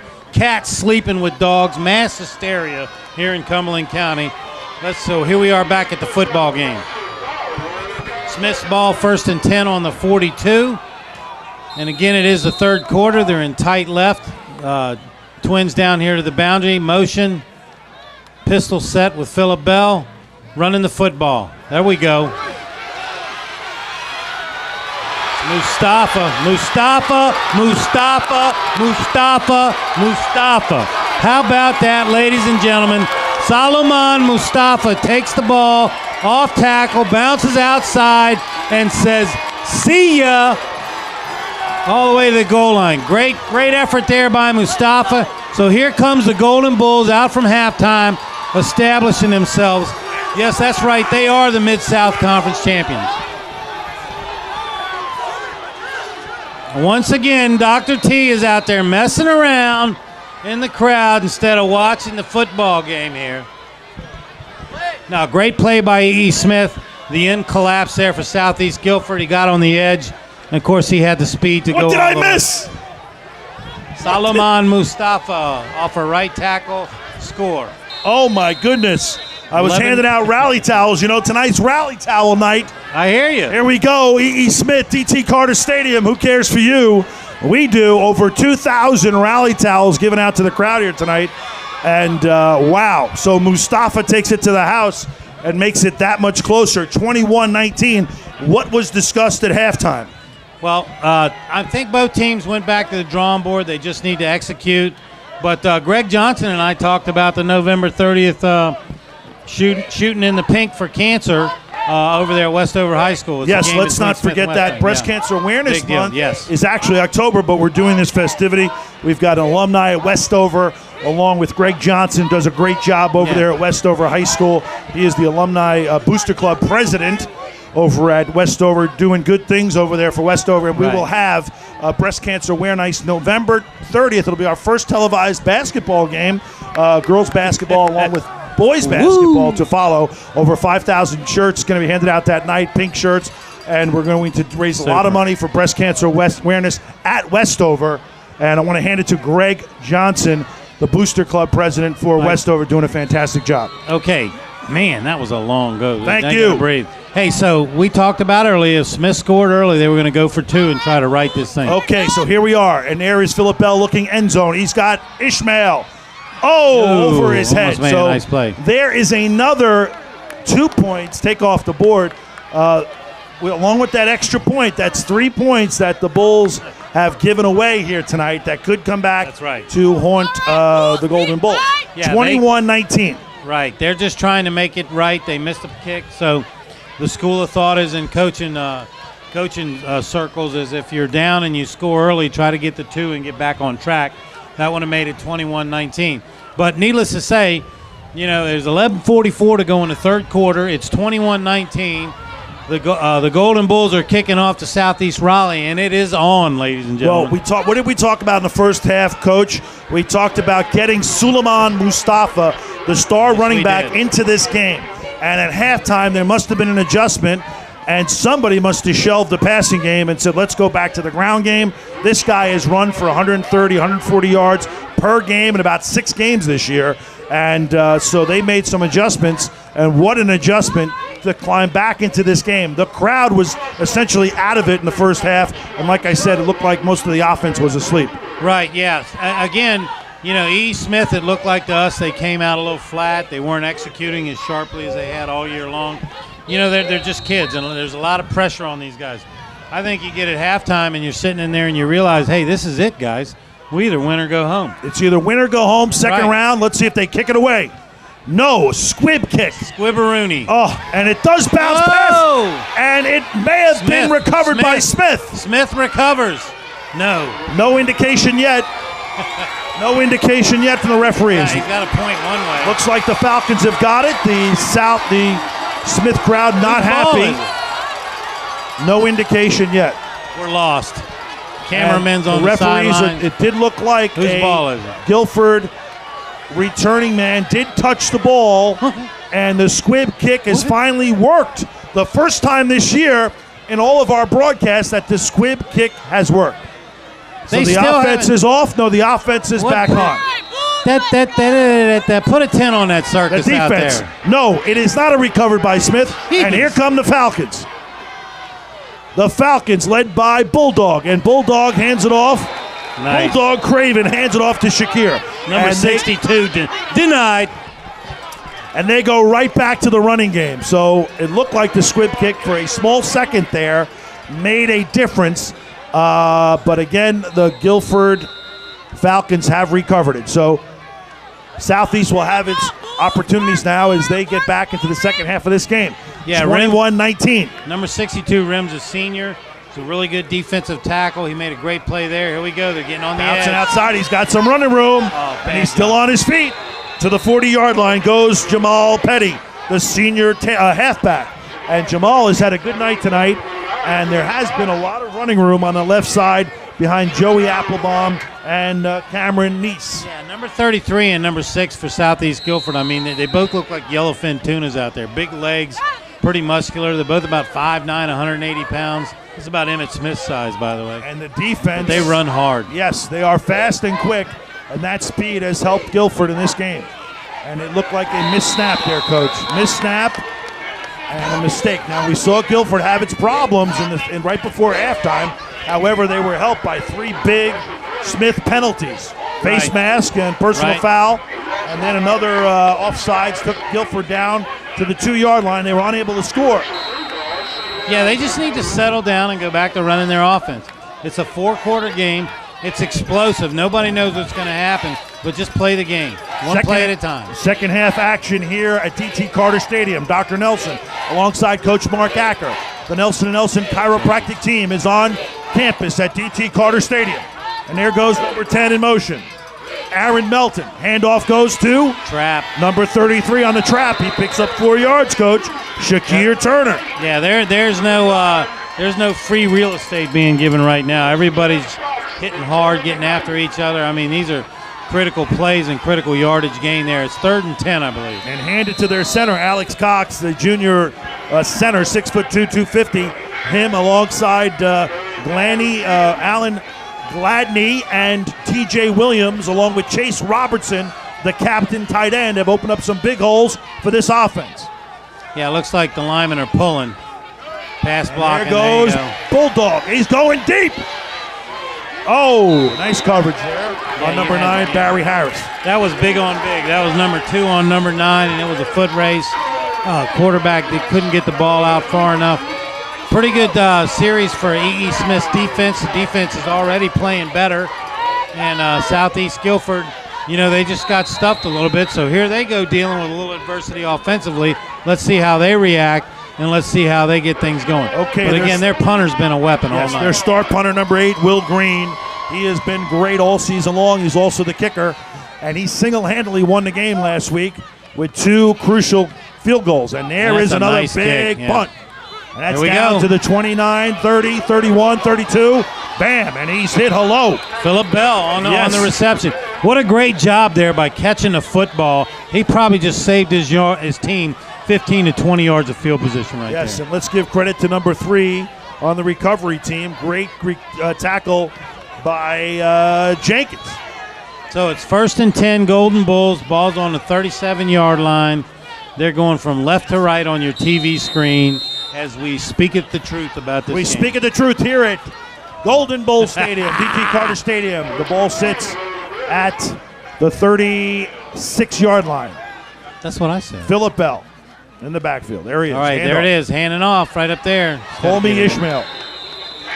Yeah, that's Solomon Mustafa again. Solomon Mustafa. I just like that. I think that settles their team down and gets them into a rhythm, and then they build off of that. Well, let the big linemen, they've done it all year long. Wetstein and Wetstein, Arthur Williams, 273, 6'5". Christian Wetstein, 6'2", 250. Phillip Bell, of course, under Aaron Oakes. He's 220-pound center, along with Kawasi Covington at 260, 270. Lawrence Hill.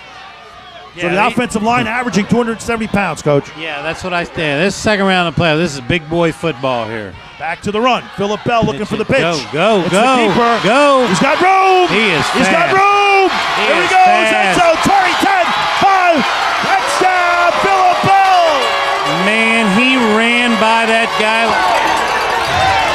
I'm not trying to be a smart guy. Hey now, Phillip Bell just took it to quick. the house. Man, he was fast. A 55-yard return, busted up the middle off the left side. Phillip Bell takes it into the end zone, and another big score. Big score, long play. He was moving. He was running so fast, I don't even think his feet were touching the ground. That is a big score, and that is not what Southeastern Guilford wanted. Southeastern Guilford started this game 21-0. Big time, busted up in the first 2 scores here at D.T. Carter Stadium. And now the Golden Bulls have scored twice in the third quarter, and that one is good. That was a big kick there. Okay, yeah, here we go. 26-21, 8:21 to go in the third quarter. 26-21, E.E. Smith on the run by Bell. So a touchdown by Bell and a run by Mustafa in the second half has got the Golden Bulls in the first time at 8:21 in the lead, 21-6. So here we go. Let's see what Smith does with the kick, whether they squib it, onside, kick it deep. And this big series for the defense, if they can get another 3 and out and Smith can get the ball back, then the momentum will definitely have shifted. Big time momentum, 26-21. The Golden Bulls take the lead for the first time here at D.T. Carter Stadium in the third quarter. And hand it to the offense. Coach McLaurin must have said something at halftime because this looks like a different team. Yeah, it certainly does. You know, and again, traditionally, when you get to this point in the year and you got a number 2 seed like Smith playing Southeast Guilford, you know, the longer you play and it just becomes a football game, the better Smith's chances are because of their demonstrated performance over the year. But right now, they're locked into a death match with Southeast Guilford. They're back and forth. Big plays are ruling the day. You know, it's boom, ba-boom, ba-boom, and then bam, somebody breaks a 50, 60, 70-yard run, and everybody's going nuts. So you're getting your money's worth if you came out here. Great night tonight at High School football here at E.E. Smith Golden Bulls. Another squib kick. But this one's covered. No, it's not. Yes, it is. Wow. That's a melee out there. Yeah. They're not real good at that. Give credit to 45 Did for a the good job. Falcons. He recovered it. Number 45 is Nicky. I can't see his last name. Steele. Nick Steele on the recovery there. Well, the bad thing about that is if you don't recover the football, your opponent has good field position. And here we go, Southeast Raleigh on the 37. If they do nothing with that punter they got, they're going to have Smith back inside the 20. You know what I mean? Yep, the punter's done a great job, great field position, and they elected the squib kick. Give Guilford good, decent field position. You know how I feel about the squib kick. Haven't seen it worked all year, but give the opponent good field position, and the Falcons have got that right now. Yeah, they just ran a cross bucket. E.E. Smith, the backside stayed in their gaps, maintained gap control, about a 2 or 3 yard gain. So 2nd and 7 is a good down and distance for the defense. Let's see what they do here. Led by their sophomore quarterback, Ryan Bulldog Craven, who has kept this team even-keeled tonight. 2nd down and 8. They are back to tight formation in the wing T. Fullback belly right there, and they stopped Handoff it. goes back to Shakir Turner, and he busted up for about a yard. So back to basics here, Coach. Yeah, that's a quick hit and play. I'm excited because I see what Southeast Guilford's doing. They're trying to settle their kids down. They're going to dance with what brung them. Running the football hard, little cross buck, getting on the edge with number 6 and number 9, and see if they can play toe-to-toe with Smith.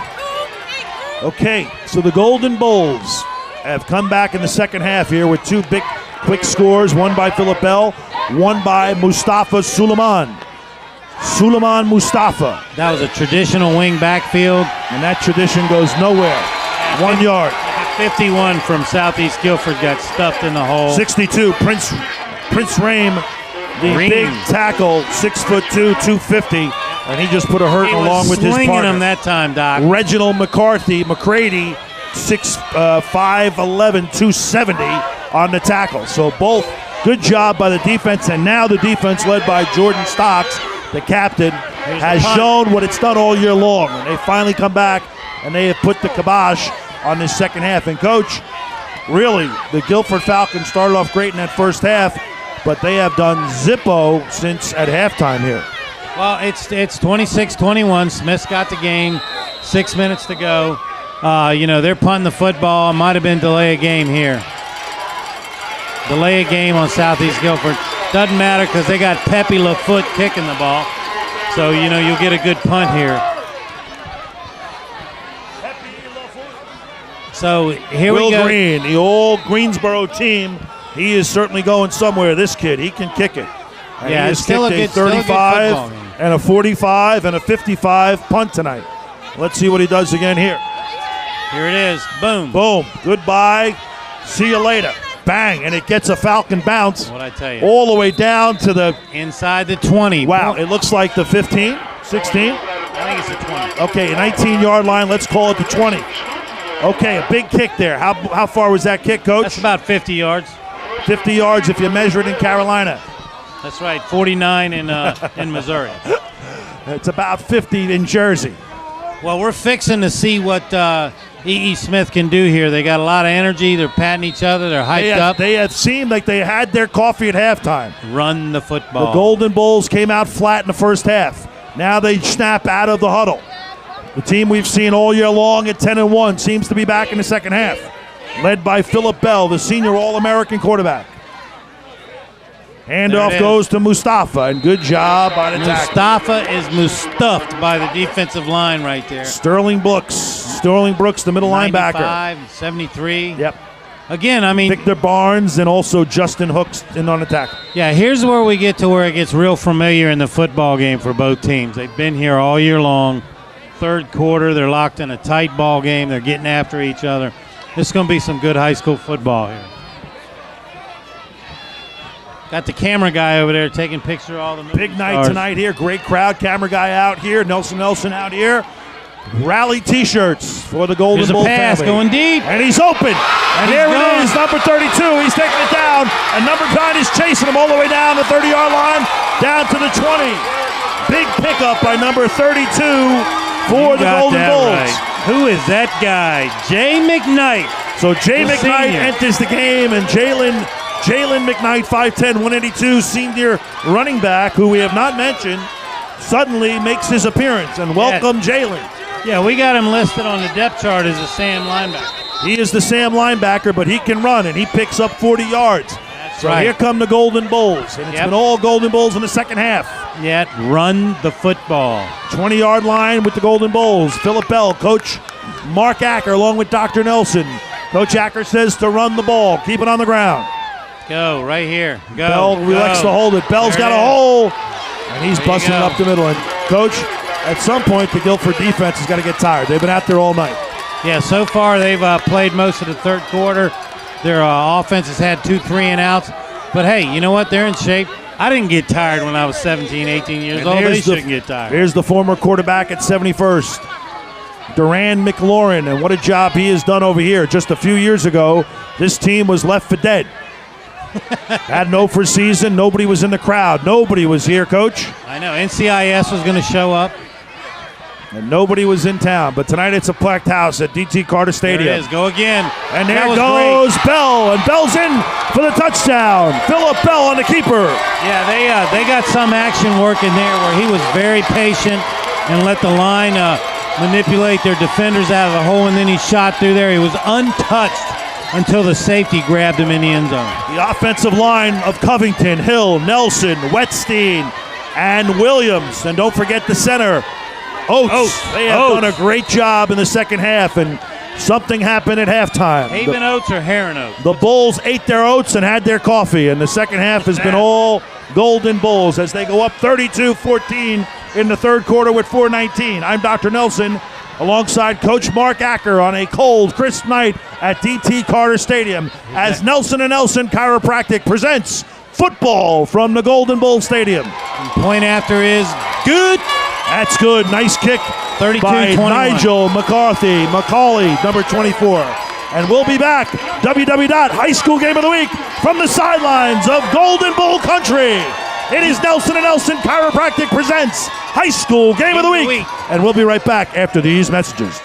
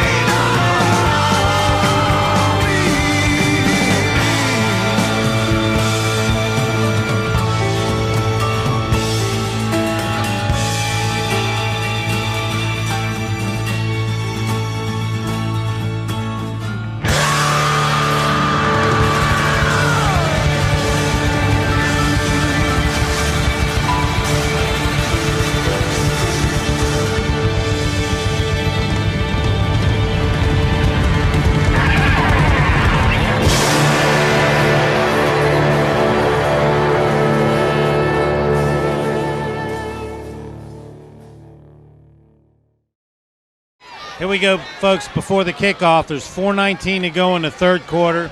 It's 33-21. E.E. Smith has seemed to pick up the intensity a notch, and they're really pouring it on now. Southeast Guilford has the answer. And here's a kick by number 24. Here we go with a squib kick again. Uh-oh. Uh-oh.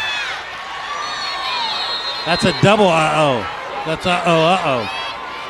That's almost like Deja deja vu. Who comes up with that? Are you kidding me? This is easy. Nelson and Nelson, we care for you. We're ready to go here.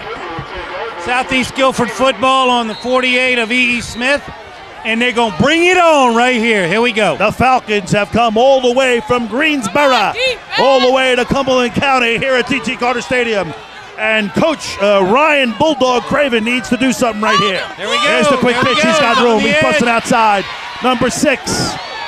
And number 6's stuff, Jamal Petty, about 2 yards outside. Now he's saying, Coach, give me the rock. Give me the rock, Coach. He's getting on the edge. We remind everybody to come out to Westover November 30th as the Westover Booster Club, doing a heck of a job led by Greg Johnson and his quest to solve and save every mother here in Cumberland County for breast cancer awareness, November 30th. Join us out there as Nelson presents high school basketball at Westover. Boom, that's a great play. We also there. want to mention tonight CSI, Carolina Specialties Incorporated, for presenting the Nelson Player of the Game Awards at the end of the game. For all your t-shirt needs, promotional products, screen printing, embroidery, hot seals, and signs, call CSI, Carolina Specialties, at www.carolinaspecialties.com. Hey, big play here, Doc. 3rd and 2. They're on about the 40-yard line of the Golden Bulls. Big 3rd and 2. down Here play. we go. The Southeast Guilford football team. And here it is, Bubba. And there's a big misdirection. Mistake. Big fumble. Look at this. Look out. This. Number 75. Oh, Oh, no. he's got the entire clan with him. He's rumbling. He's bumbling. He's stumbling. It is true. Lineman can't score a touchdown. Here he is, the biggest defensive lineman. Number 76, Arthur Williams, on the recovered fumble and touchdown. 6'2", 275. Arthur Williams takes it to the house. They probably got an excessive celebration flag over there. But I can tell you what, he'll be talking about that the rest of his life, and he'll get quicker as he gets older. Wow, Arthur Williams on the fumble recovery, and he picks it up, and there were a slew of Golden Bulls around him, and they take it right into the end zone. They called a penalty, I think, on somebody. Unfortunately, you can't celebrate, which I think is a big mistake. You can't take your helmet off either. You can't take your helmet off, and that's going to be a penalty. I don't think the touchdown comes back, does it? Let's see what they do. I don't think so. They're telling them to get back. Touchdown's good. Okay, 39-21. It's been all Golden Bulls in the second half, and after a stunning 21-point lead from the Southeast Falcons, the Golden Bulls did something in halftime. Now here's the problem. 75 next week, should they win the game, is probably going to bug the coaches to death about getting them more carries. Because you can see, he's a stallion. He's out there in the open field. He's moving. That's a lineman's dream right there. Well, he is the biggest lineman, and they chose the biggest lineman to carry the ball on the fumble recovery, and there's the extra point. And that is going to make it 39-21. Golden Bulls. 40-21. I'm sorry, check that. 40-21. And at DT Carter Stadium, it's always 1st and 10 on the scoreboard. Unbelievable. Coach Acker is kidding you, but we're looking at the scoreboard, and unfortunately, the scoreboard is either frozen or somebody's asleep at the wheel tonight, but it is said 1st and 10 for most of the night, and we were trying to catch the sidelines to see whether or not we can read the flags and read the markers. It's been a tough night for the scoreboard operator, and we got to get that fixed. Maybe Nelson Chiropractic can do something to help that scoreboard. Yeah, I don't know. I don't know if a back rub will fix what's ailing the well, maybe the mascots will get out there and be able to fix that adjustment. I know this, that the guy keeping the scoreboard is probably related to that guy at the gate tonight. Well, let's tell me about, Coach. This has been a remarkable turnaround here in the second half. And what happened in this second half? Some adjustment went on in halftime. High school football. E.E. Smith comes out at halftime. They go back to their bread and butter, what's got them here. They run the ball off edge with Solomon Mustafa. He bounces it out, makes a couple guys miss. Next thing you know, he's got the speed to go to the house. 3 and out for Southeast Guilford. Smith gets the ball back again. They're running the football. Bam! Phillip Bell goes. Long run, touchdown. And then out of the blue, Southeast Guilford's moving the football. They make a mistake in the backfield. The ball bounces up, and number 75 goes rumbling, stumbling, and bumbling all the way into the end zone. 76. Let's just make sure we got that right. 76, That's right. I don't want that guy looking for me.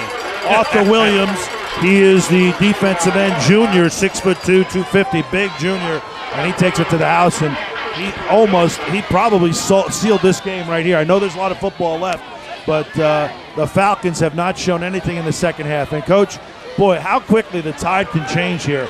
I mean, the Southeast Guilford Falcons came out in this game, and they just put a whooping on the first half on this Bull team, and I think they were stunned. Yes. I don't think the Bulls had seen that all year long, and they did not seem like they were energized in the first half. Yeah, they took the crowd out of the game. It's a big look. They got on the edge again.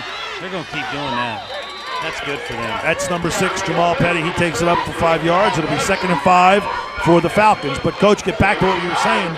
At halftime, Lauren, the coach for E. Smith, must have said something. He must have got on top of some people. Yeah, absolutely. I mean, you got to do a gut check. You know, you look at your seniors and go, hey, guys, if we keep playing like this, we're done. You're through.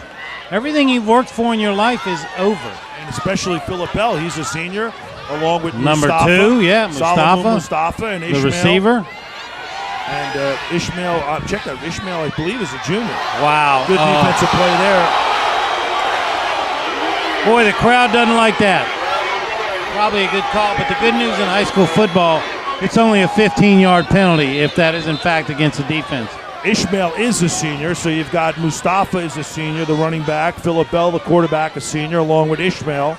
And the good news is Alex Williams is a senior. Well, a lot of the offensive line seniors, Arthur Williams, a junior. So this is a senior offense. They've been together with McLaurin now for 3 years, and this is what you hope for. I mean, he took over this team. They were 6-6. Like I said, this crowd had nothing to cheer about since the days of Carter Sharp and Coach Butts. I mean, they've had some rough years after Coach Butts left here.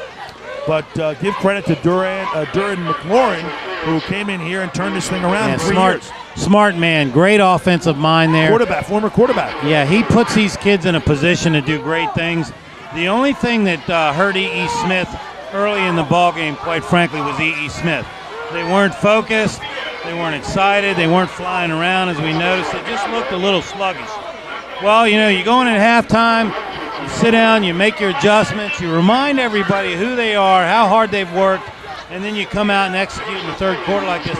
They have literally dominated the entire third quarter. It has been something. They must have somebody had a gut check at halftime, and the Bulls have come out firing. This is the Golden Bulls that we've seen all year here in the second half, and there goes Jamal, and he doesn't go anywhere. Yeah, and plays that they weren't making in the first half, they're making now.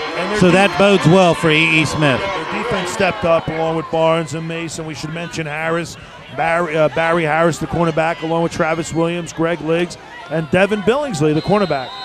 So they've come back along with Jesse McShow and for the defense for Southeast. There's a pass.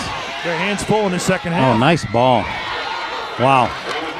That was a really nice play-action pass there, and the Bulldog threw a strike to number 10, just a little bit off his fingertips right there, but that was a well-executed play there. We got dirty laundry on the field. Flags on the field, 1:35 in the third quarter, 40-21 Golden Bulls. And the first quarter lasted for 2 hours. It did seem like it was and a the long third first quarter went zzz, and they scored 3 times already in the third quarter. Yeah, well, you know, they started off just right with Mustafa and that big return, and their offense. Give credit to the offensive linemen. These guys don't get enough credit. You know, Suleiman gets all the credit. He scores a touchdown along with Bell and along with Ishmael. But if it wasn't for the front five of this team, these guys would not be able to block for themselves and be able to move the ball as they've moved the ball. You know, and that goes both ways. Southeast Raleigh the same way. Applebaum, Neese, Cox, Gladney, Williams, and that tight end Chase. I mean, he's a senior. He's a captain. These guys have been playing well. They're not going to give in. You got a lot of contact up front. There's a very physical football game in the box. And when I mean the box, I'm talking about the defensive and offensive line and the linebackers as they engage, you know, double team, chip up to the next level. There's a lot of contact out there. It's a really good high school football game, big boy football, and it looks like if things keep going the way they are, Southeast Guilford's going to answer back with a score here, and it's just a 2-score game. Well, remember, Southeast Guilford gave up a golden opportunity. There it is. That play has been working well for them. That left side has been open. Yep, he's going to go touchdown, in. Yeah. And touchdown for number 6, Jamal Petty. And that is Jamal's second, I believe, of the night. Wait a minute, we got a flag on the ground. Good gracious. Let him play. Oh, check that. Barry Holding Harris. on Southeast. Wow. Barry Harris had the return, coach. So Jamal Petty went off left tackle, and there was a big hole there. Yeah, regardless of the penalty, that little shovel pass to him on the edge is working. They're getting outside. They're sealing the inside off, not allowing people to flow to the football. And so that's a good thing. That's not going to go away. That's going to be there. They're going to have to do something quick and fast because, they're down now 40-21. That's a lot of points to come back from. Going in at halftime, a golden opportunity. Third and goal from the 1 yard line, and they did not get in with time running on the clock. They ran out of time. 10 seconds ticked off the clock. They were unable to take. They had no more timeouts, and that really did change the momentum. Sure did. That would, if they score here, that would make it a Bulldog. Oh, he's open. Got a man open. Oh, man. Good defense. Hey, good defense there by number 34, Breon Charlie, and also number 12. I'm sorry, check that. Ishmael was back there, number 2.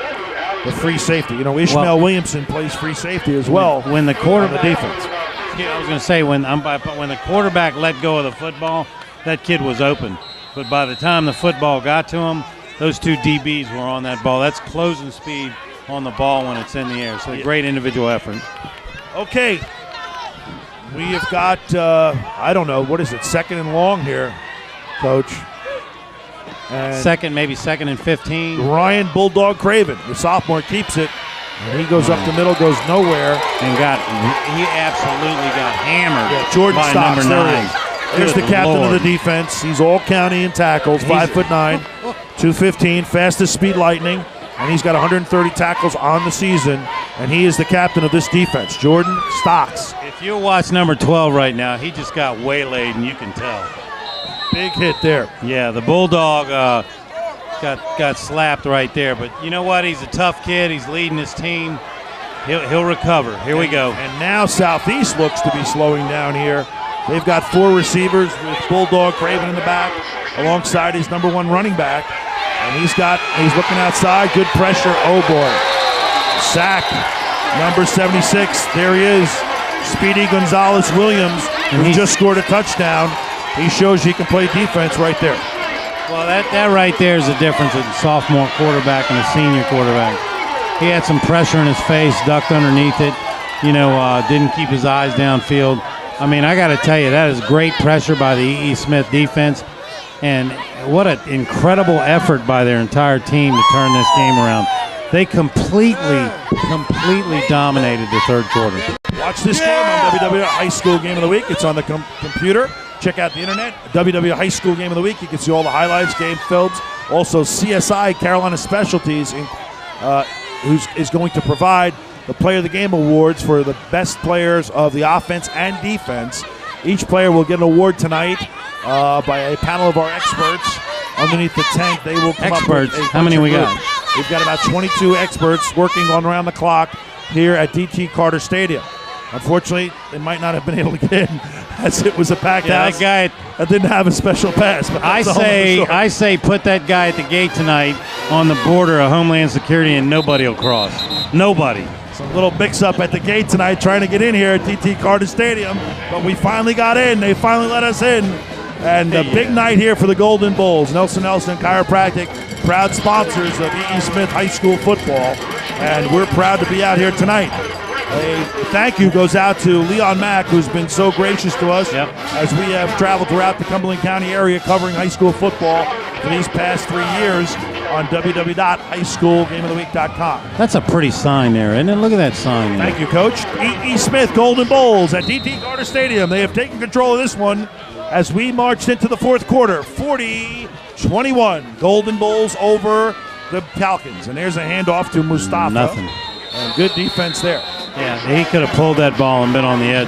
I'd like to acknowledge it's Veterans Day. Thanks to all the veterans out there. And I'd like to personally thank you, Dr. Nelson, for everything that you do for high school football. If more local businessmen put as much back in the community as you do, it'd be a better place around here, and the kids would be better off. So from the bottom of my heart, thanks for all you do.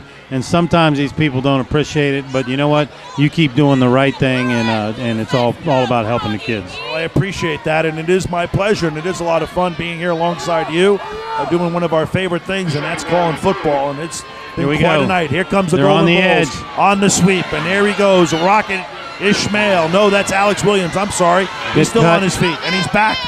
And there's a kid. This guy has had quite a year. He has had a great year in receiving, and he is a senior as well, Williams. So Alex Williams on the reverse, and that was an interesting play to call there at the end of this into the fourth quarter here. Yeah, I like the speed sweep. Smith runs it well. This one gentleman down here in the striped shirt, I'm not calling any names, but he's throwing a lot of flags, a lot of holding calls and stuff like that. Holding calls tonight. That seems to have slowed the game down. Yes. As we were cruising through the third quarter. And there is the coach, Duran McLaurin, and what a job this guy has done over here. Former quarterback at 71st High School under, I believe, Greg Bryan. He coached, his first coaching job was with the Westover head coach, Greg Bryan, as he returned from college and got his first opportunity. The head coach was an offensive coordinator at Southview, and then got the opportunity to coach over here, be the head coach. And he's done an incredible job. There is only one reason why seats are filled tonight, and that's because of Coach McLaurin and what he's done over here at E.E. Smith. Here we go. There he goes. Oh, there it is. Just wasn't quick enough to get away from 44. Rich tradition here, and we should mention, Coach, some of the fine players that have come out of here. Currently in the NFL, we've got Aaron Curry, who was the first-round draft pick, linebacker, All-American Dick Butkus, award-winning linebacker that played for Wake Forest alongside Tank Tyler, the big tackle that went to Kansas City. Right. He played here as well. Played with the Panthers for a while, too. And let's not forget Jimmy Ray. Coach Ray, who's been in the NFL coaching for 40 years. This is his hometown, and this is his team, his alma mater back in 1960. Boy, he gives back to the community, too. And outside goes Alex Williams. And, Coach, I think, nope, that's, check that. That is Phillip Bell. They're going to keep it on the ground. Got a player down. Get up, son. 76. There he is. Speedy Gonzalez, Arthur Williams. The highlight reel. That's what they call him. Team's going to probably have a new nickname for him. They'll probably call him something like Fruit Punch or something like that. Alex Williams. And what a great job they've done out here, and what a job McLaurin has done. It's difficult to take over a program that's not doing well and turn them into winners, Coach. Right. No, it is. It's a process. It's all about the process, and that's probably what the coach talked about at halftime. About the process. They work too hard. They play too hard. And right now, and they're not on cruise control, but they got this game in hand. The defense is playing well. Special teams are not hurting them, and their offense is playing well. So Smith, they're letting the clock run now. Bell kicks it to the 45. So Guilford will have a chance here with 9 minutes remaining in this game. Second round playoff action. Dr. Nelson alongside Coach Acker in the second round of the NCHS AA 444 formation. Slot 4, receiver 3. No, we're talking about second round high school football. And you can catch all the action on Channel 60, Time Warner, and also a new channel, Carolina On Demand, 1083. Catch all of the games that we've done this year on Channel 1083 under Nelson there's a fullback belly. Chiropractic. Number 33, and that was really what started this game. They gave it to Shakir Turner, and Turner took it to the house for 40 yards to start this game. And, Coach, all the momentum was in Southeast Guilford's favor on the first opening drive. Yeah, Southeast Guilford came out hot. They went after E.E. Smith. They scored quick a couple times. I mean, when I look back at this football game, there's two things. The stop at the end of the first half by E.E. Smith, and look at this. He is like running amok back there. The stop at the halftime that the defense did for E.E. Smith, and then Southeast Guilford is driving down again and fumbled, mishandled football. The ball hits the ground, and 76 picks it up and scores. That's a 14, 21-point swing in a high school football game. That's huge on 2 plays. And that changes all the momentum. The crowd at E.E. Smith was very quiet in the first half, uncharacteristically quiet. They didn't make much sound. They couldn't believe and disbelieve as their team was down by 2 touchdowns in the first quarter. And you're absolutely right. At halftime, the adjustments that they made coming out here with Mustafa and then Philip Bell 2 touchdowns himself, and that's really been the story here. But a good first half by the Southeast Guilford Falcons. Yeah. Now, Coach, they got a chance here with 8 minutes to do something. I'd run that little shovel pass to number 6 again. You know, where they get on the edge and instead of pitching it, they Jamal Petty. kind of throw it to him. Jamal Petty on the pitch has had some good success, and there he is, Jamal Petty, right up the middle, and he picks up about 3 yards. Yeah, they see something on that belly there. They're hitting it quick, getting 3-4 yards a pop. A couple plays earlier, they had a 10 or 12-yard gain. It's still a really good ball game because they score here, it'll be 28. Get the ball back, and then it becomes a one-score game. So big opportunity for Southeast Guilford, and this is the time when the E. Smith defense needs to shut them down. And there is the young sophomore quarterback. There He's he hands is. it off, Look and at there's that. his man. Yep. And there you go, Coach. Touchdown. You called it. Jamal Petty. Coach Mark Acker calls that play from up here in the booth, and Jamal dances into the end zone. Yeah, they're running that play very well, getting 6, 7, 8, 9 yards a pop, like I said. Very patient job that time by Mr. Petty, waiting for his blocking to develop, cuts it back, and gets into the end zone. So the Falcons come back here. The score is 27. Will Green is in the game, 28. Is there a chance that this team can come back? It's 40-27. Will Green with the extra point.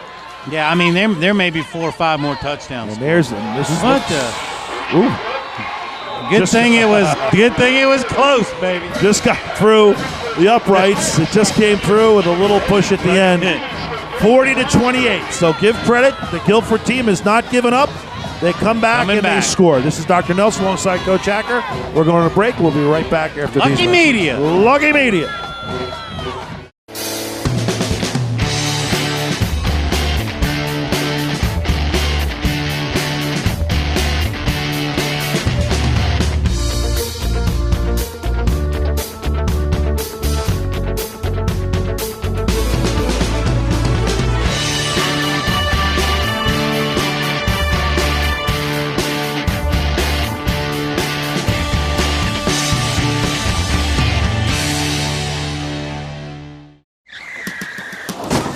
Nelson & Nelson Chiropractic Centers is your first stop following a car accident. No waiting, minimal paperwork, and doctors and staff that put you first. Pick up the phone and call Nelson & Nelson Chiropractic Centers. We don't just say we care for you. We prove it in everything we do. Now, take it away, Debbie. Nelson & Nelson Chiropractic Centers. We care for you. The director just put us back in just prior to the kickoff. Southeast Guilford, it's 40-28. Southeast Guilford just scored, 7:18 to go in the fourth quarter, and I expect some kind of onside kick here, folks. So he's waiting for the signal from the white hat. Dr. T is over there mingling with the public, as he should. Boom, there it is, onside kick. Good job by number 66, catching it and getting down on the ground. So Golden Bulls football. Ball will be on the 50-yard line. Philip Bell and company are coming out. Let's see if they can put one drive together, one sustained drive, and eat up this clock that will propel the Golden Bulls into the next round of the playoffs. Where's Dr. T? Handing out rally shirts. I'm working over here. Rally towels. Somebody tell He's TJ a one-man Jakes. show. He's a one-man show. Working hard. Not easy out here. Not easy at all. Handing out T-shirts, handing out, running up and down the stands, back on the radio, back on TV. I hear you, Doc. The voice of the Golden Bulls is up there in the booth. Here we go. They are fired up. They are 3 deep. There he is, bouncing it out. Wow. Made a guy miss. He's gone. He's open. He could is go all too the way. There's fast. a flag. And this one's coming back. I think holding on the Golden Bulls. They're going to bring this one back, Coach. He ran that one up inside, faked the counter trade to Mustafa, pulled the ball, got on the edge, and started and took off. Oh, my goodness, that boy is fast. He is fast.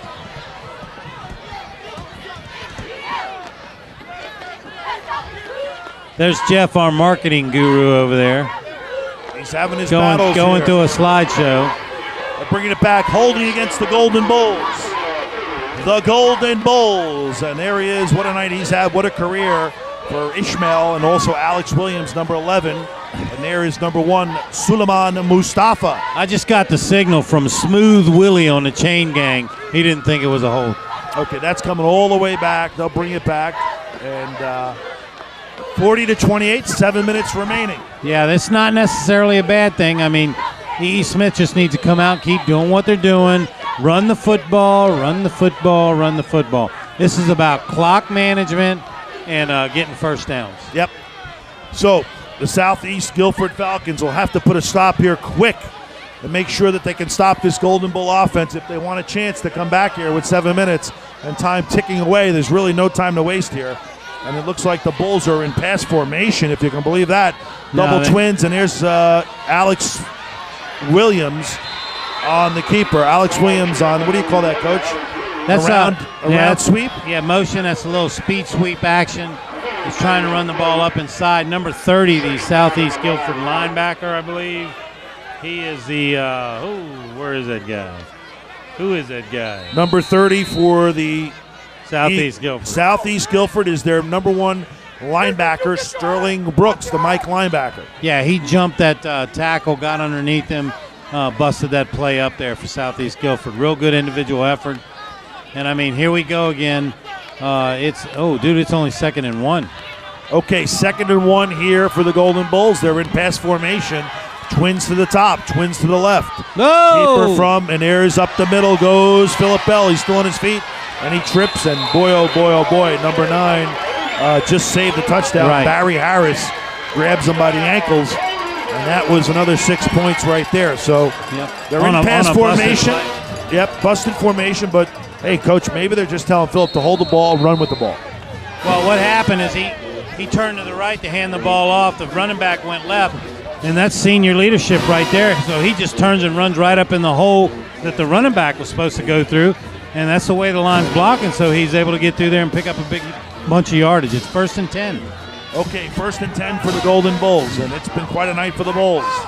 And here comes we go, yeah. the handoff to Mustafa. Mustafa takes it up for about 6 yards. Yeah, they're grinding. It's really down. been two games here, Coach. The first half was dominated by Southeast Guilford. They lost a golden opportunity to score a touchdown on the 1-yard line. That could have really changed the momentum and put them up by 2 touchdowns.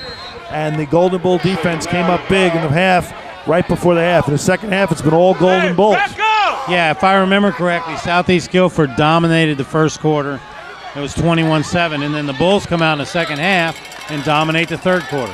Third quarter dominated by the Golden Bulls. As Southeast Guilford now, as the time keeps ticking away, 5 minutes left in the game.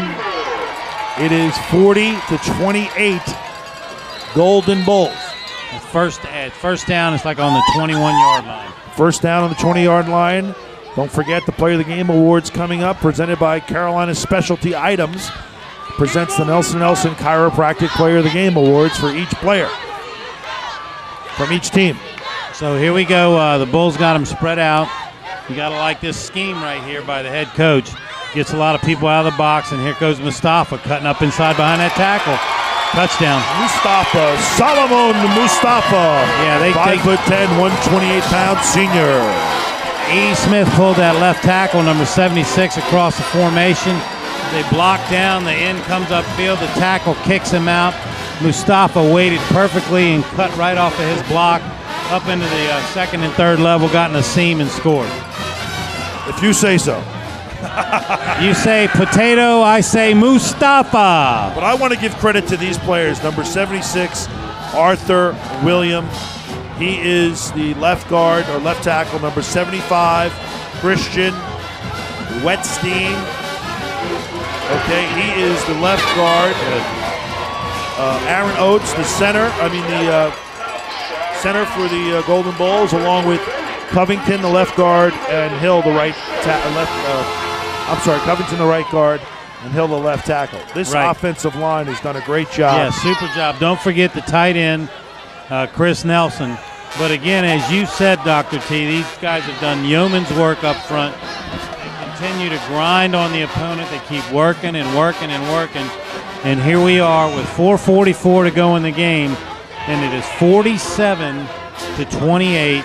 E.E. Smith is on top. Like I said, 4 minutes and 44 seconds left to go in the game. And when we first started, I thought Southeast Guilford was going to blow them out. It really was scary for a while there for the crowd here at E.E. Smith as Southeast Guilford dominated the first half, and they really put it to E.E. Smith in that first half. They really did dominate, and it looked like they may have run away with it. Had they scored, what that could have done to the psyche of this team, because they were knocking at the door with third and goal from the 1 yard line with time remaining. Right. And 10 seconds ticked away and expired, and that really was the difference in that first half. Right. That's a pretty good little kick there. There he is, number 6. Here's Jamal. He picks up the ball, and he's had a great night. And that kid, Jamal Petty, has really carried this team. He has had a good night carrying the ball. And Shakir Turner, the running back. But Jamal has really had that play on the power sweep to the left side, has had some good gains. Another foul on E.E. Smith. So the ball's going to come this way, 15 yards. But again, you mentioned the linemen playing well up front for E.E. Smith. The defense is playing well as a unit now in the second half. I mean, this truly is a tale of two halves. You had Southeast Guilford coming out and just running the ball at will against the Golden Bulls. And, it's like we talked about it, could have been an alignment issue or something like that. Coaches made the adjustment. They took their medicine, they took their punch, their best shot, and they responded. They played hard for 4 quarters. That kid's a good running back there. That's Jamal. He's got it up to the left side again. And that's where they've had some success on the left side running the ball. And Jamal he's a senior. Petty, 5'9", 175. He's a senior. And he's carried the ball. Shakir scored that first touchdown, but Jamal has had most of the carries here in the second half. Yeah, you see some of the Southeast Guilford players kind of limping a little bit. They're a little worn down. I think the physicality of E.E. Smith is starting to take its toll. And it's gotten to be a cold night out here. It is Friday night football weather. And there's number 12, the quarterback at the top of your screen, talking to his head coach, Ryan Bulldog Craven. He's only a sophomore. He'll be back for 2 more years with Coach Fritz. And I'm sure that they're looking forward to the future with him. Again, this team is young, folks. You've got juniors across the front. You've got Cox as a junior, and Gladney's a junior, and T.J. Williams is a junior. And you've got the Petty's a junior. So you've got some talent here, along with their young sophomore quarterback, along with Aaron Melton. So we've got people here on this team that will be back with Coach Fritz. Yeah, and once again, they got about 6 starters on each side of the football that are going to be back. What is that? Interception? No. Nice play. Interception. 34. Wow. Nice play by 34. Wow, that did not. He made that look smooth. Yeah. Number 34, Breon Charlie, a sophomore, 5'11", 181. Wow. He's the cornerback. Makes a nice. It just had a sneaky interception there. Didn't look like he had the ball. Yeah, he's a cornerback. Like you said, he's a sophomore. Breon Charlie's been doing a good job for him all year. I mean, I got to tell you that you got to be impressed with the closing speed of the E.E. Smith defensive backs once the ball is in the air. I mean, once the quarterback lets it go, they really swarm to the football. So here comes Smith. It's first down and 10, as always, on the Carter scoreboard. Time's winding down. 3 minutes to go in this one. Yep. And it's all Golden Bulls in the second half, and I doubt you're going to see Bell throw the ball. Hand it off to Mustafa. Yeah, protect that football. No roughing and pushing there. Number 80 and 75 getting into it. And we should mention those guys. They've done a good job, the front line for the offense. Alex Cox, the center. Right guard, Alan Gladney. Number 77, T.J. Williams. Number 7, Chase Robertson. Number 51, Cameron Neese. Number 75, Joey Applebaum. The offensive starting line for the Southeast Guilford Falcons. Yeah, once again, Southeast Guilford on defense right now. Clock is running. The reality of the situation is starting to set in for the senior class. It's going to get a little chippy. 2 minutes, 34 seconds to go. We're going to try and get Coach McLaurin with KB down on the field as this concludes. And There's is a hole the right keeper. there. He's gone. There goes Solomon Mustafa. He's put into third gear. He's put into fourth gear. He's put into fifth gear. And Solomon Mustafa takes it up the middle. Touchdown. Golden Bull.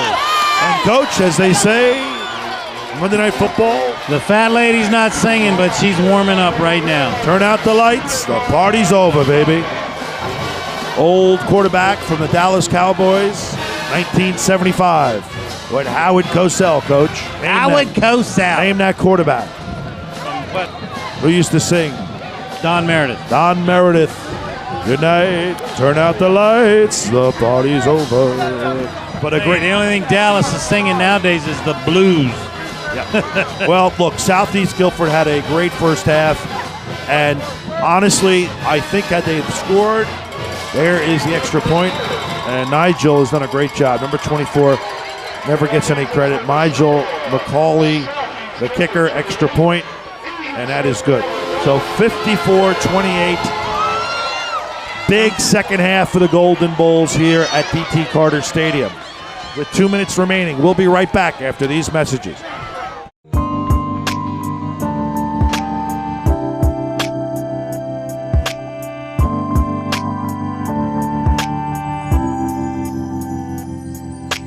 Yesterday, they let me know you were gone. Susie and the plans they made put an end to you. I walked out this morning and I wrote down this song. I just can't remember who to send it to. Oh, I've seen fire and I've seen rain. I've seen sunny days that I thought would never end. I've seen lonely times when I could not find a friend. But I always thought that I'd see you again. Here we go, back in the ball game. Southeast Guilford's got the football, lining up under center, handing the ball off to number 6. He's their go-to guy. He's breaking it down the sideline, still running hard. Still running hard. That's a great football play there. Man, Southeast Guilford's playing hard. You got to respect their coach and their players. They've had a great year. Unfortunately, the way it works in the playoffs is the team that loses, goes home for the year. But both of these teams have been successful all year long. They both have played hard the entire game. What a great high school football game. So here we go. It's 1st and 10. Ball's on the 27-yard line. Southeast Guilford is attempting to score again, going after the Golden Bulls here. 151. Got some new players in the game here for E. Smith, as there should be. So here we go. Here we go. Nice pass out in the flats. Here they come.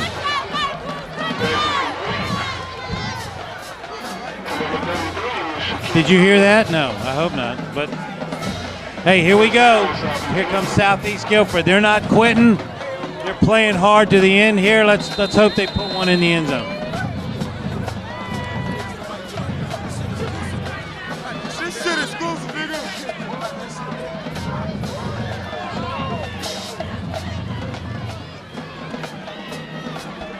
Here we go. Southeast Guilford runs off left tackle.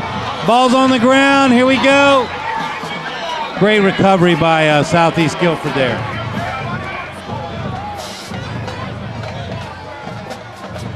Southeast Guilford's getting after him still.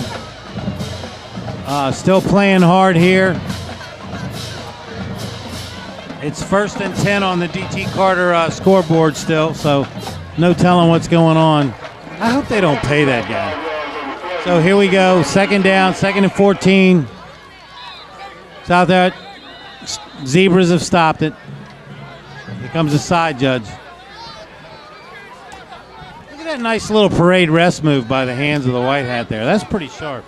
That's how you do parade rest. That's how your hands should be in the military. This is what they call dead time in TV talk, right? I can't even get the engineer to pay attention to me. I'm telling you, people are running amok around here. Muck. That's capital A, capital muck. Uh-oh, got the Italian stallion with me. A muck? A muck. I think that's an Italian word. Oh, nice play. Nice play by number 7 of E.E. Smith right there. Dove in and knocked the football out. That is U. Smith. He's a senior. He's played well all year for him. Great pass break up there. It's been a great game, hasn't it? Yeah, it's been a really good game. A lot of big plays. You know, a little back and forth here and there. Dr. T's working his way out to get the interview with the head coach. Maybe. Kinda. Tomorrow. Sorta. So here we go. There's 53 seconds left. Southeast Guilford is still playing hard, still trying to get it done. I'm impressed with Southeast Guilford, how organized they are, how hard they play. Look at this. That's in the end zone. And nobody touched him. What a great play. That fullback Belly has worked for him, number 33. I mean, that's a great job by the front line of Southeast Guilford. Joey Applebaum, Cameron Neese, Alex Cox, Alan Gladney, TJ Williams, Chase Roberson. What a great job blocking for Shakir Turner, number 33. Belly right up the middle. Good stuff there. Talk, Doc. I don't even know what to say. The world is waiting to hear from you. There are people in Rome right now just waiting with bated breath to see what kind of prognostication you're going to give them. Okay, wait. I can't. We're trying to concentrate here. There. Oh, he caught that. He did. He did. Yes, he did. Have you ever been to Rome? Well, since we're talking about Rome. I have been to Rome. I breezed through there. Saw one really nice-looking lady walking around in some killer shoes, and Polizei asked me to leave the country. No, I'm just kidding. But no, I've been to Germany, been to Italy, never been in Rome. Actually, I think we've talked about this before. Yeah, it's great. Yeah, I love it. Europe's a great place to visit. Don't know that I'd want to live there. Hey, if we get I just got a question. If there's such a thing as the Fayetteville flu, is there something called like the Linden laryngitis or something? I mean, I'm just asking. Are you feeling Linden laryngitis? No, I'm feeling great. I mean, you got to understand. Where's that coming from then? I work up here. I work behind this desk with the Tasmanian Devil. Man, he's here, he's there, he's there. It's like the guy's got ADD. It's too bad. You know, he's probably got more Ritalin than anybody in America when he was a kid. I don't know. You know what? This is the stuff that really gets him going. I'm telling you. You know, I think he wakes up wound up. Are you kidding me? I think so. Well, if it's involving football. Yeah. Or Hollywood. Or kids, yeah. Well, I can tell you this. If more people in the Fayetteville community, small businessmen like Tyler Nelson and his brother with Nelson Chiropractic and yourself, if they got involved in high school athletics like these people do, it would be a better place. No the doubt. Quality of education would go up. Quality of students would go up. I think it's important to these kids. It's important to us to tell their story. You know, we're promoting the Westover Shooting It in the Pink cancer basketball game where they're talking about breast cancer awareness. You know, we do treat all the athletes. Yeah, you do. You know, I treat all the Westover athletes. They all come see me over there on Here's the onside kick. Number 2. Yep, they had their hands team up there. Smith did. Pretty good job there. 49. The clock hadn't moved for like 3 plays. 49 seconds on the clock. Maybe the guy had a heart attack up there. Somebody check on him. He's not used to Dr. Nelson talking. And it's still 1st and 10. It's still 1st and 10. Now, once again, Smith has delivered as advertised. They started off a little slow. You know, Guilford came out in the first quarter and put it to him. It was all Guilford in the first quarter. Second half was a little bit of ebb and flow. A big defensive stand by E.E. Smith just before the second half, before halftime actually. Coaches go in, they make their adjustments. E.E. Smith comes out for the second half. They get the football, they go right down the field and score. Defense has a 3 and out, so now all of a sudden you got Smith coming out in the third quarter. Offense is playing well, defense is playing well, but special teams aren't hurting them. But it's pretty much over. It's over. The fat lady's not singing, but she's warming up. She's walking down. I see her. Yeah, there she is. You know, Dr. T mentioned we had a very big crowd tonight, and I saw a couple 400-pounders out there myself. So until she sings. So here we are. Clock is running, 12 and running. E.E. Smith's got this one in the bank. Go. Players are congratulating each other. Once again, we're at D.T. Carter Stadium on the campus of E.E. Smith High School. Clock is winding down. That's the ball game, folks. From Nelson and Nelson Chiropractic Centers to you. You guys have a great evening, and we'll see you next time. We're not finished here. E.E. Smith has won 54-36. They're advancing to the third round of the playoffs. And I believe if Scotland wins, you're going to have an E.E. Smith Scotland County matchup, and it's going to be good. Right now, we're looking at the engineer. He's giving us the cut it. Oh, we're good. Cut it. We're fine. This guy's multitasking up there. I thought he was having a battle with Tourette's syndrome up there. Fidgeting going on over. I thought it was Kung Fu moves. Yeah, this kid's amazing. It's so great when the handicap can find a vocation that they're good at. They can make a living at. Paint the fence. Wax on, wax off. All right, so that winds it up here from the stage at the Nelson Chiropractic Game of the Week, and we're going to turn it over to Dr. T out on the field as he talks with the head coach from the E.E. Smith Golden Bulls. What a night of high school football here at D.T. Carter Stadium. The Golden Bulls did not look so golden in the first half. But the second half came, and Coach McLaurin must have said something because the Golden Bulls woke up an unbelievable second half, and the Bulls came back against Southeastern Guilford. And what a night it was. And we have Philip Bell. He is the all-star quarterback, along with his all-star wide receiver, Ishmael Williamson, along with his running back, I love this name, Solomon Mustafa. And those guys, we want to give the award to the offensive lineman for E. Smith. So let's hear it for the offensive lineman. Philip, you're going to do the honors. You introduce these linemen, and these guys have protected you all year long. 10-1, 11-1, second round of playoffs, a big, big win tonight. And you do the honors, introduce these guys to everybody. Right guard, right tackle, Lamar Hill. Let him say hello to his mother. Go ahead. Hey, Mom.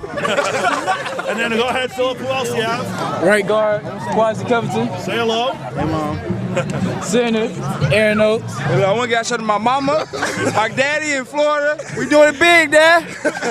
We getting money. And who else? My left guard, Christian Wetstein. I'm the only white guy on the team, so I feel proud of myself. My left tackle, Arthur Williams. Man, they call me Bugatti out here, you know what I'm saying? Tight end, Jalen McKnight. One arm. Mom, we're going to Disney World. We're going to Disney World. The kid with my favorite last name. Fullback, Christopher Nelson. E. Smith, stay chill right here, baby. We stay chill. We Scotland. Scotland, we coming for you. Let's go. Okay, so this trophy will go. We'll pass it around to the offensive linemen. They are all really the player of the game tonight. We want to give thanks to CSI, Carolina Specialties Incorporated, and Philip. Let's just talk about this one. Again, your offensive line did a phenomenal job of protecting you, but this was not easy in the first half. Let me just ask you a question. Coming off the big win last week, were you a little flag coming out in the first start of this game? Well, we knew they beat the team that beat us, so we knew they was going to come in here hot, so all we had to do was step up to the challenge. Yes. Right. But honestly, it did seem like there was two different teams. The second half, you seemed like you're really, all your weapons were firing. But the first half, even coming out of the huddle, we noticed you just seemed a little slow, didn't seem as responsive in that first half. Yeah, well, Coach had a spot on where it was at halftime, so we just came out, offense got right, and we just put up points. You know something, the coach talked about focus in the newspaper, and that was really a big thing. I mean, this first half, it really seemed like it was a different focus in the second half, and isn't that tough? You guys have had a great season, but it's not easy when you come up against good teams in the playoffs. You got to be on top of your game. Yeah, we always got to be on top of it. Second half came, so we did what we had to do. Well, congratulations on a great second half, and you put it all together. I'm sure Coach McLaurin will be going over that this week.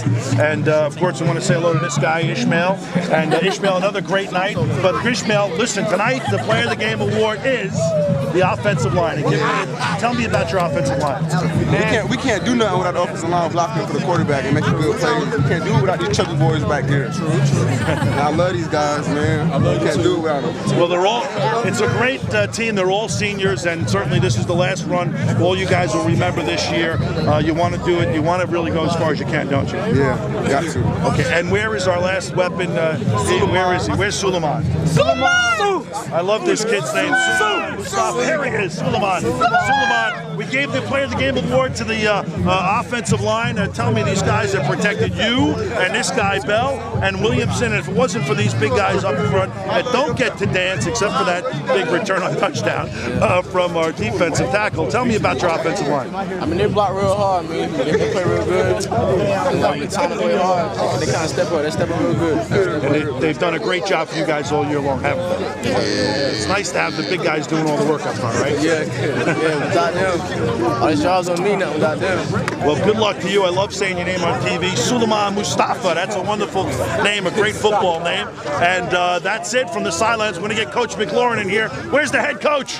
Where is Coach? There he is. Coach McLaurin. Okay. He's doing a slight interview. Okay, let's take a slight break and be right back after these messages. We want to talk to Coach McLaurin before they go into the third round.